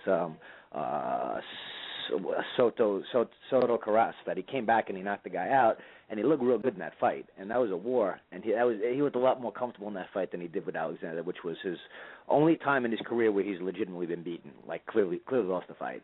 Now that being said, I've seen Lopez fight. I knew of Lopez well before he came onto the scene. I saw him fight Jesse Vargas, and he lost a very close decision on a Mayweather undercard, and Mayweather had Jesse Vargas at the time, so you're not getting a win over Jesse Vargas without knocking him out. Yeah. And I said this kid Lopez is real tough. As a matter of fact, my friend Kalisha used to tell me about Lopez because she trained with him in California and told me how tough this guy was, and I knew about him probably 3-4 years ago. And that being said, yeah, the Victor Ortiz win was definitely a legitimate and good victory, but let's also remember that Maidana really made Victor Ortiz quit. Maidana beats Ortiz just the same. They fight 10 times. He's going to beat Maidana. Maidana's going to beat Ortiz 9 out of 10 times. So I think that overall, I think Maidana really has fought on a higher level for a much longer time, and Maidana's power is incredible. His toughness is everyone knows how tough he is. But I know guys who have sparred him, and they said, this guy's defense is actually a hell of a lot better than people think. He's not getting hit with the shots people think he's getting hit with because he rolls with them very. He actually has a lot more skill than he gets credit for. So that being said, Lopez's most impressive win was over Victor Ortiz, and that was a fight that he had to fight him tooth and nail. And without breaking Ortiz's jaw, he probably does not win that fight. And we saw what Maidana did to Ortiz, and what Maidana has. I mean, he almost had Amir Khan out of there late. So I gotta lean towards Maidana in this fight. Towards Maidana. But it's gonna be an absolute war. I guarantee you that they're gonna fight. It's gonna be a Gotti Ward kind of fight. It's gonna be like a great fight. Alvarado and Rios. It's gonna be a very good fight. Yep. Absolutely. Exactly. And before we go on, though, didn't Kalisha West fight for you too, Roy? Oh, absolutely. Yeah, it's about every woman that's placed up in clubs has fought for me. Yeah, Kalisha has, and it's tough. To get fights for women. Kalisha is a quality fighter, and She's a great fighter. She wants to make money, but you're just not going to make money. Christy and Mia are exceptions to the rule. Because they have an angle on that. Kalisha's never going to make more than $5,000, and if anybody pays her more than that, the check's going to bounce because the promoter won't know what he's doing. And so it's just, bless their hearts, they're doing it. I'm giving Ronda Luna, who's fought for the world's title, gone to Peru, is a heck of a fighter. She's going to make $2,500 on Thursday, and Crystal is going to make $25,000. It's just the nature of the beast. But that's Kalisha big money yes. from you, isn't that, Roy? That's big money. Absolutely. There. I'm frugal. I'm a frugal promoter.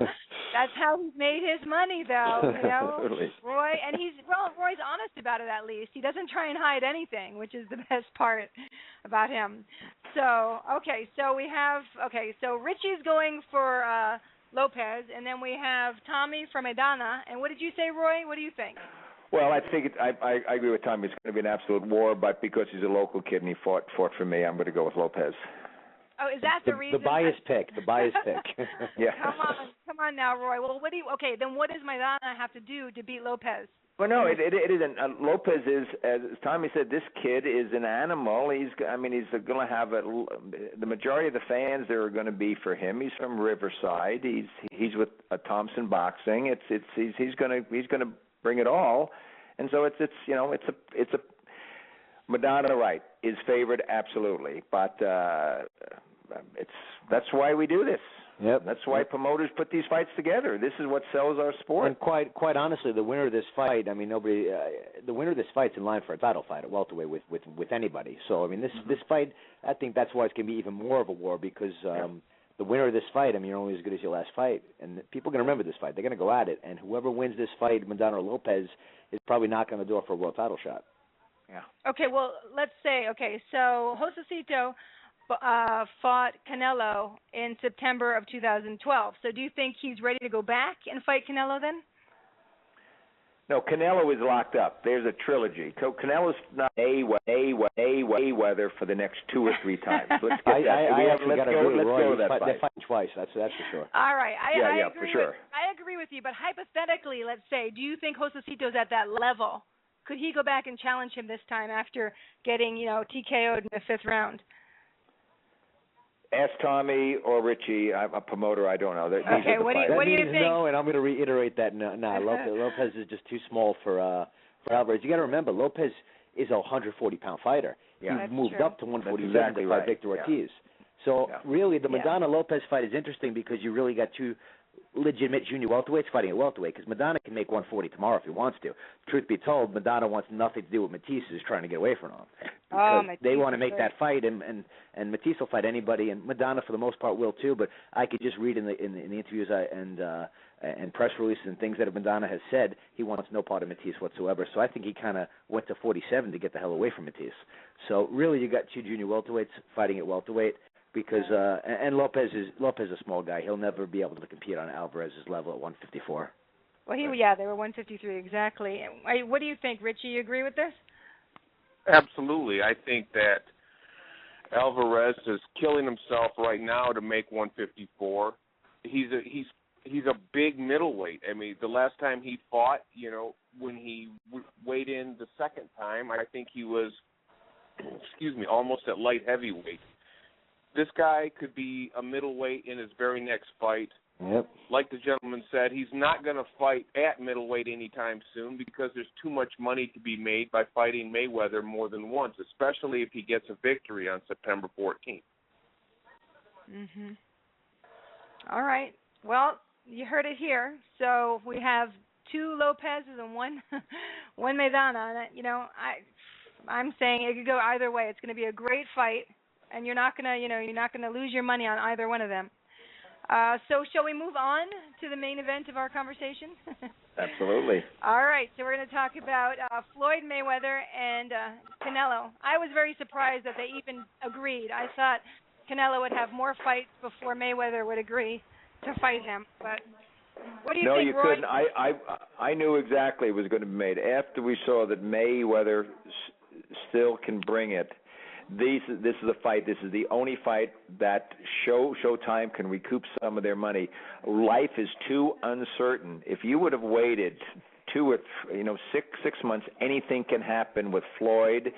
Canelo could get hit by a car, could tear his ACL or so forth, and you lose this.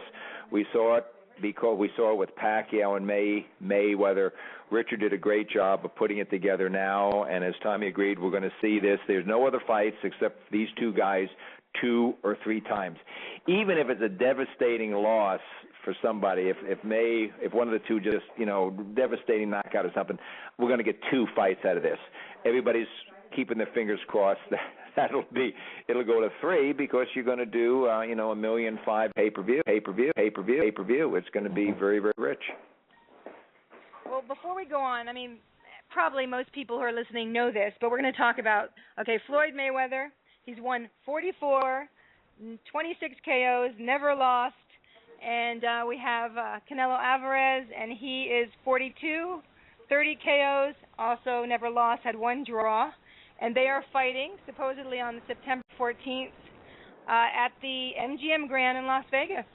They're going for the WBC light middleweight title and the WBA Super World Light Middleweight title.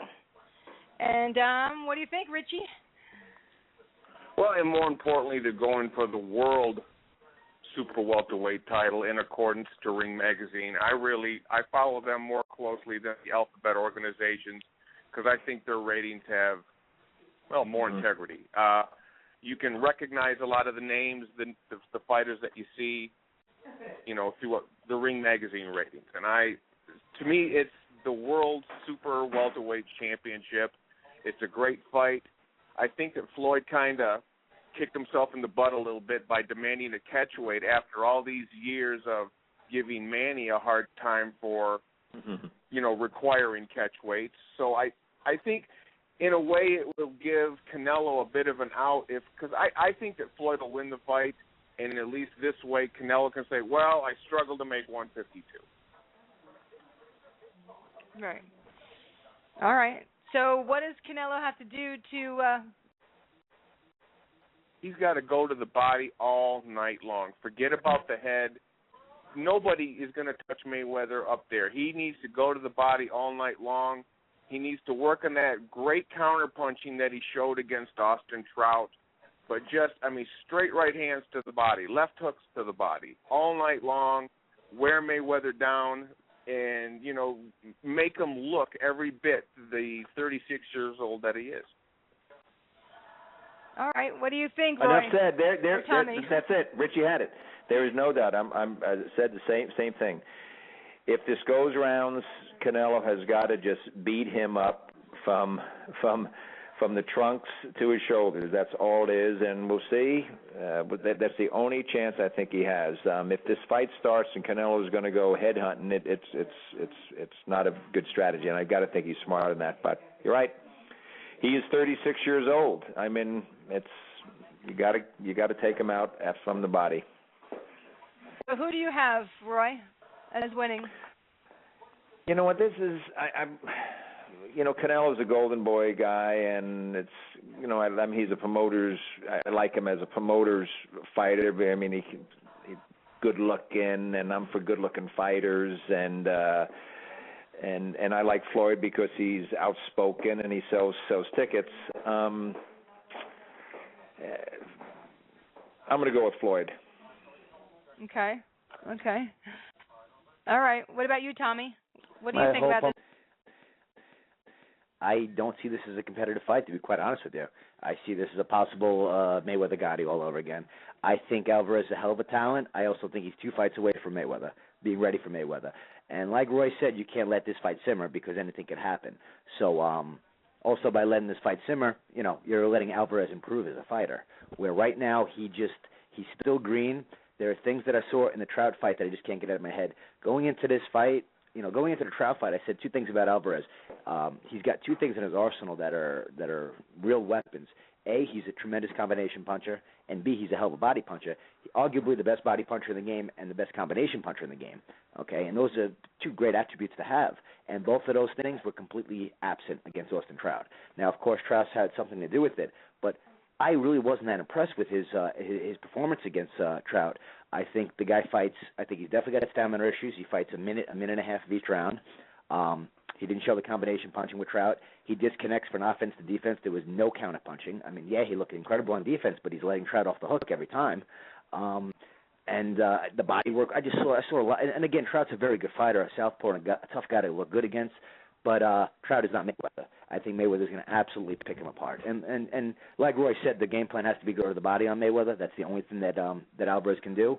Alvarez definitely has better defense than Arturo Gatti had. That's not even a question. So maybe he won't turn into a shellacking like that. But at the same time, Alvarez doesn't have the stamina the Gotti had. I just really, really am worried about Alvarez's stamina because he's getting tired in fights where he's not being pushed.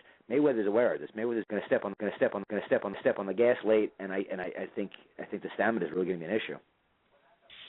So what did you think with Austin Trout and Canelo Alvarez? Do you think that it was closer than 118? Oh, no question about it. It was a close fight, but I thought that the knockdown was legitimately the difference. I thought it was like a 1-point fight. That knockdown was legitimately the difference, and I think that there were a lot of rounds where Alvarez could have won that fight by a landslide, but he allowed Trout back into the round by being busier. And I'm sitting there, and I'm like, sitting there watching this fight, and I'm saying to myself, Alvarez hasn't thrown a punch for over a minute. You can't do that. You got to have ring generalship. You got to know how to win rounds.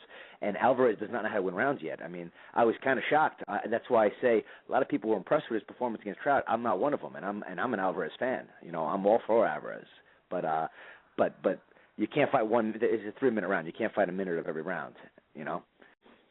And you can't make a guy miss 6-7 punches and not come back with anything either, because that negates, you know, all that defense is all for naught. You got to come back with something. So I saw too many holes in his game against Trout, and I think he's just 2 fights away from Mayweather. I think he's just a little bit green, and Mayweather's going to jump on him now before he gets better and can improve. Same time, at the end of the day, he's still a unified world champion who's 43-0, 44-0. I mean, he's definitely a hell of a talent, but he's more talent than skill right now still. Okay, there you have it. We just created the betting line. Anybody else want to jump on this? Any sense about the fight that people didn't think was going to happen? Well, except for Roy. Roy knew. I will agree, though, that at the end of the day, it's not even a big deal but just because Mayweather had to open his mouth and can never shut up, and he just talks so much, to make all the ridiculous comments that he made about Pacquiao being the catchweight king and saying that he beat Cotto at his real weight and he doesn't fight guys at catchweights, when everybody knows the Cotto-Pacquiao fight, that wasn't a catchweight. Cotto was 146 for his fight prior to that with Joshua Clottey. Cotto was, making that weight no problem. So, I mean, that didn't affect him or his performance. But Mayweather has to say something because Pacquiao absolutely destroyed Cotto when Mayweather had all kinds of problems against Cotto. So Mayweather, by opening his mouth and then going right ahead and being a hypocrite as usual and then fighting Alvarez at 152 when I feel that he beats him at 54 just the same, I don't think it tarnishes the fight at all. It's just why people don't like Mayweather, because he just can't shut up. Well, yeah, some people don't like him for that, and then some people love him. Yeah, I think he's great. Anybody else want to jump in here? Richie, Roy? No, I'm finished. I am talked out. Let's what did Mill Lane say? Let's get it on. Yep. Well, before you leave, then Roy, I know you have websites. What would you like to shout out to? Anything? Well, no, Email? I just go to our. We think we have maybe one of the best fight websites in the business at fightcluboc.com. Heck of a show on Thursday. Sorry, fans. I think we only have 10 tickets left. But, I look forward to hearing from Tommy and see if we can get him out the West Coast where we can have a nice day. Thursday, I guarantee you I'll get rid of those last 10 tickets. All right, but Christy, thank you. I got to get back with my weigh-in tomorrow. I got to do a little business, but I appreciate being on the show with Richie and Tommy. And Christy, let me know if you want to come down Thursday. All right, Roy. Good meeting you. Thursday, you're in training weight? I mean, you're in fighting. You were breaking up a little bit. What did you say?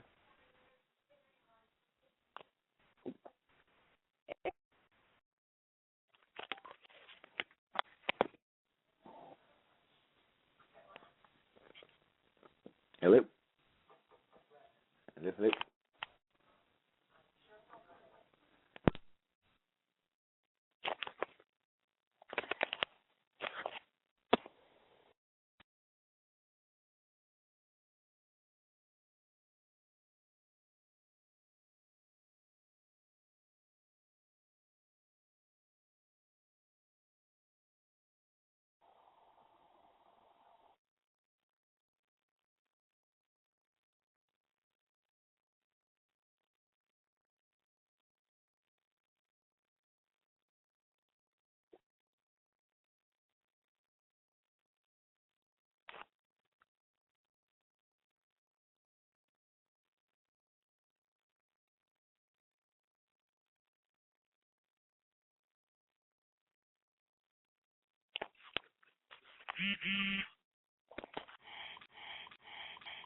Hi, I am back. This is the problem with internet. I don't know what happened, but I was totally dropped.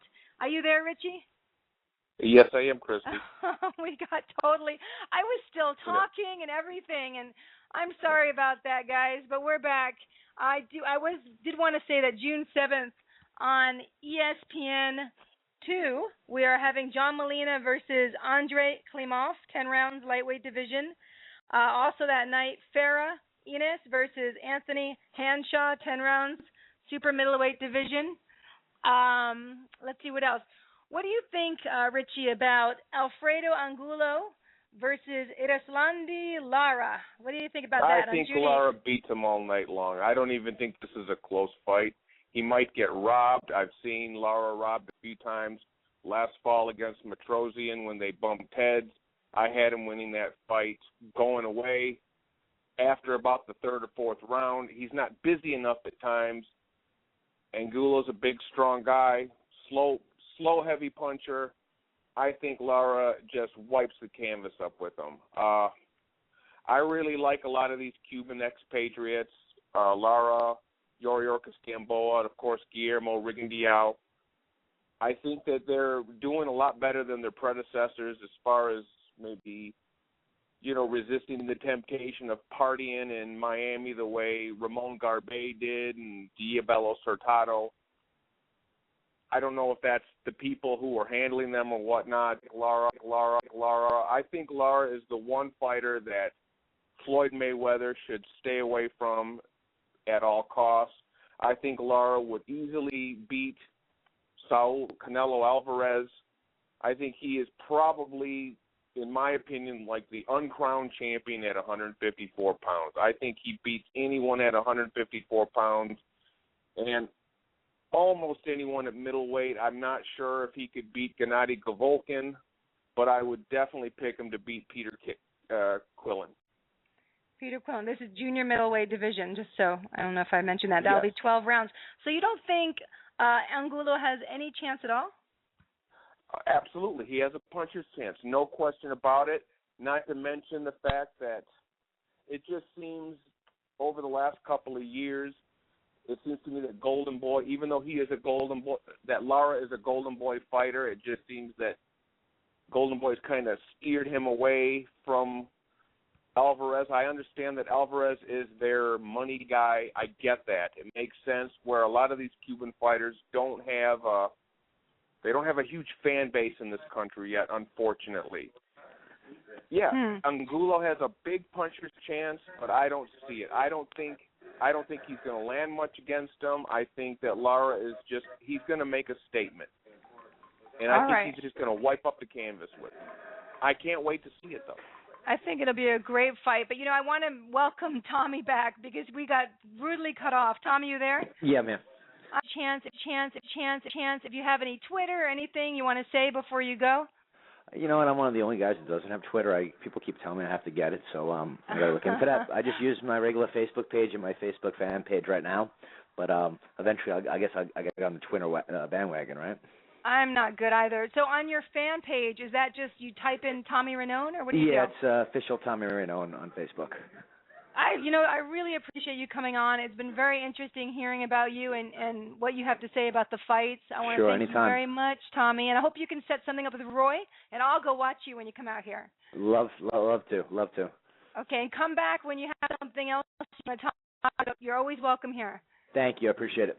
Thanks. Take care, Tommy. Thank you. Bye. Bye-bye.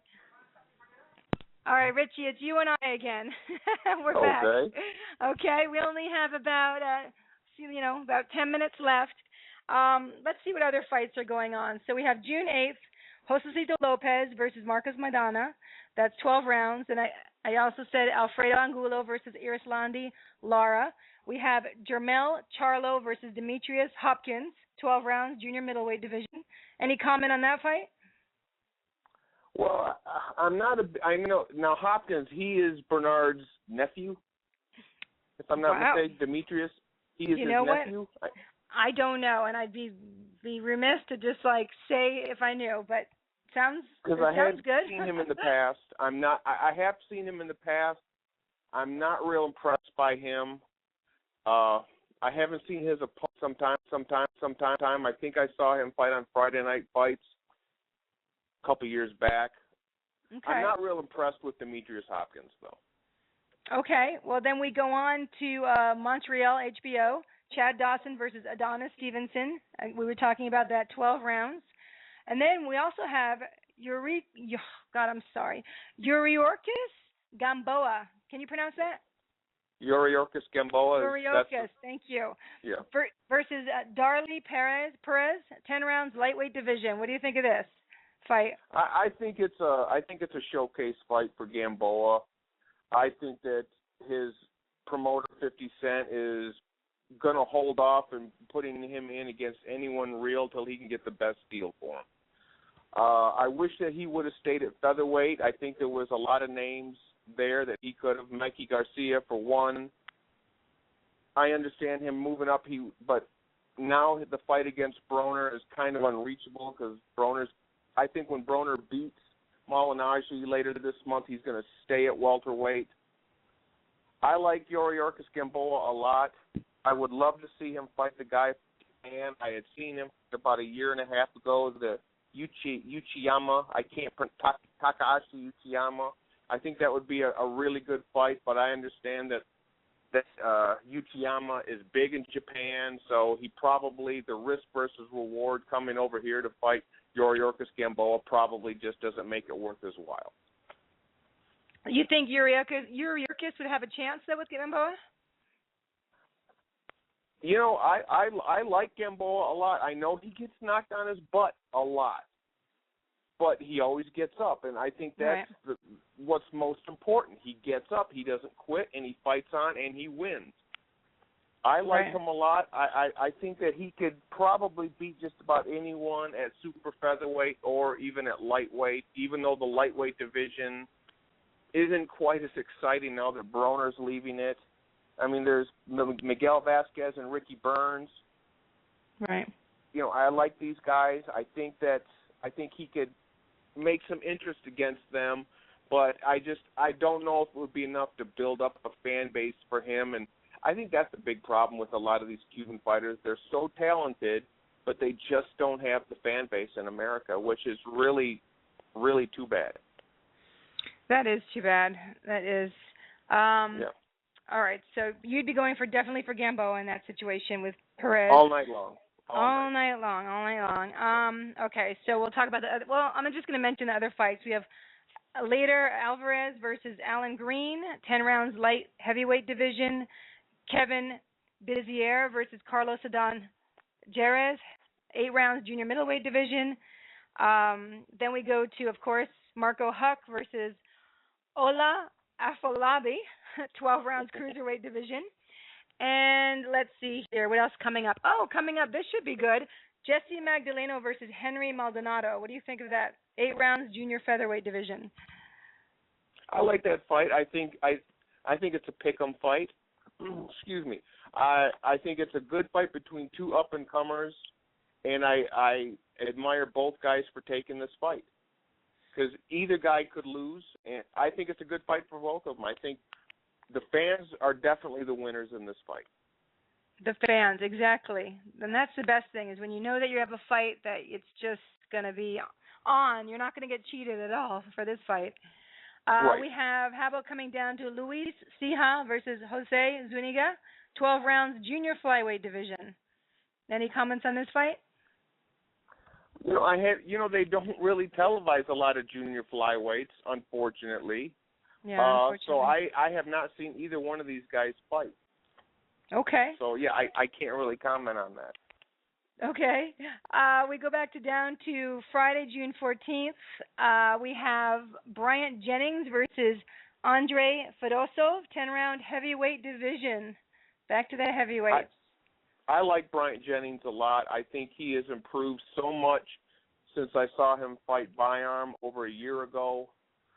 I like him a lot better than Deontay Wilder, who is being hyped as, America's next best hope for a heavyweight champion, only because in the last year, I think that Bryant Jennings has fought better opposition than Deontay Wilder has fought his entire career. And I know that they were trying to get him in with Derek Chisora. That didn't happen. Right off Deontay Wilder's last fight against Audley Harrison, because Audley Harrison has been toast for years now. I like Brian Jennings a lot. I don't know if he's big enough to take on a Klitschko, but I do believe that he is, maybe with the exception of, the guy that just beat Seth Mitchell. He trains Vladimir Klitschko. I'm drawing a blank here. Oh, my God, I'm drawing a blank. I'm sorry. But I would say he is probably America's best heavyweight right now. Okay, very cool. Well, let's go back down here. So this is on NBC Sports Net, just so people know. We have Sergey Kovalev versus Cornelius White, 12 rounds light heavyweight division. Ronald Cruz versus Jaime Herrera, 10 rounds welterweight division. West Orange, New Jersey, ESPN2. We have Luis versus Travis Kaufman. Luis Ortiz versus Travis Kaufman. What do you think of that one? 10 rounds heavyweight division. I'd like to see any of these heavyweight fighters go at it and take a risk, and I think that's what's most important right now. Instead of these guys just waiting for the guy above them to get toppled by a Klitschko and get their turn, let these top fighters earn their shot at Klitschko. At one of the Klitschkos, I'm sorry. I agree. I think this is going to be a good fight. And then we move down to I'm sorry, did you want to go on about that fight? I was kind of rushing you, huh? Because we have about just a couple more minutes. And which fight was that? Oh, did you want to say anything else about Luis Ortiz versus Travis Kaufman? Oh, no. I think that's a good fight. And again, I admire the fact that these guys are, risking their spot, and they're both up and comers. I like that fight a lot. Yeah, I agree. I think that'll be a good fight as well. And we have Saturday, June 15th, Mikey Garcia versus Juan Manuel Lopez, 12 rounds featherweight division. We had Mikey on the show last week. Very interesting guy. So why don't you repeat what your prediction is for Garcia against Lopez? I think Garcia is going to win this fight. I think that Juanma's basically getting the fight because he's also a top-ranked fighter. This way, no matter who wins and who loses, top-ranked wins. There was a lot of other fighters I would have rather seen fight Garcia than Juanma. He's had, one victory since his 2 losses to Orlando Salido, and that last loss that second fight he had against Orlando Salido just beat him down, and it almost looked like it looked like he ruined him. I don't think this is a tough fight at all for Mikey Garcia, but I think the fight got made because of Juanma's popularity in Florida and because they're both top-ranked fighters. I agree, and hopefully Orlando Cruz will be next in line. But I don't think you agree with me on that, if I recall. Well, again, I go by. I don't always agree with ratings, but I think they have the most integrity than the alphabet ratings. I like Orlando Cruz. I haven't seen him fight in a while. I appreciated and admired his honesty with the little confession he made last fall. But as far as his opposition goes and whatnot, okay, yeah, he's the number 1 WBO contender, but you don't see him anywhere in the top 10 in Ring Magazine. Okay. Well, you heard it from Richie Jones from Las Vegas. Richie, we're actually out of time, and I enjoyed our conversation today. We had great guests with Roy Englebrecht and Tommy Rainone. And as always, I thank you very much for coming on the show. I'm sure we'll have you on the show again soon. Thank you very much, Richie. Take care, Christy. All right, you too. Take care. Have a good day. Bye-bye.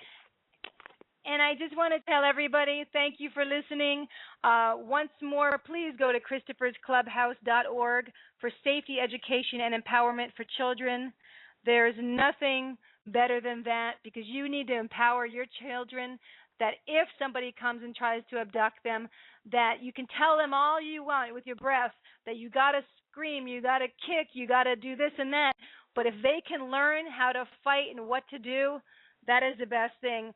At Christopher'sClubhouse.org, they have safety instruction, national program for rad kids, how to be safe, 10-hour curriculum. go to Christopher'sClubhouse.org. It's been a great day today. Thank you again, Roy Englebrecht, Tommy Rainone, Richie Jones, here, talking about fights and just enjoying the day in Los Angeles. I hope you'll tune in next week, Tuesday, 4 to 6 Pacific.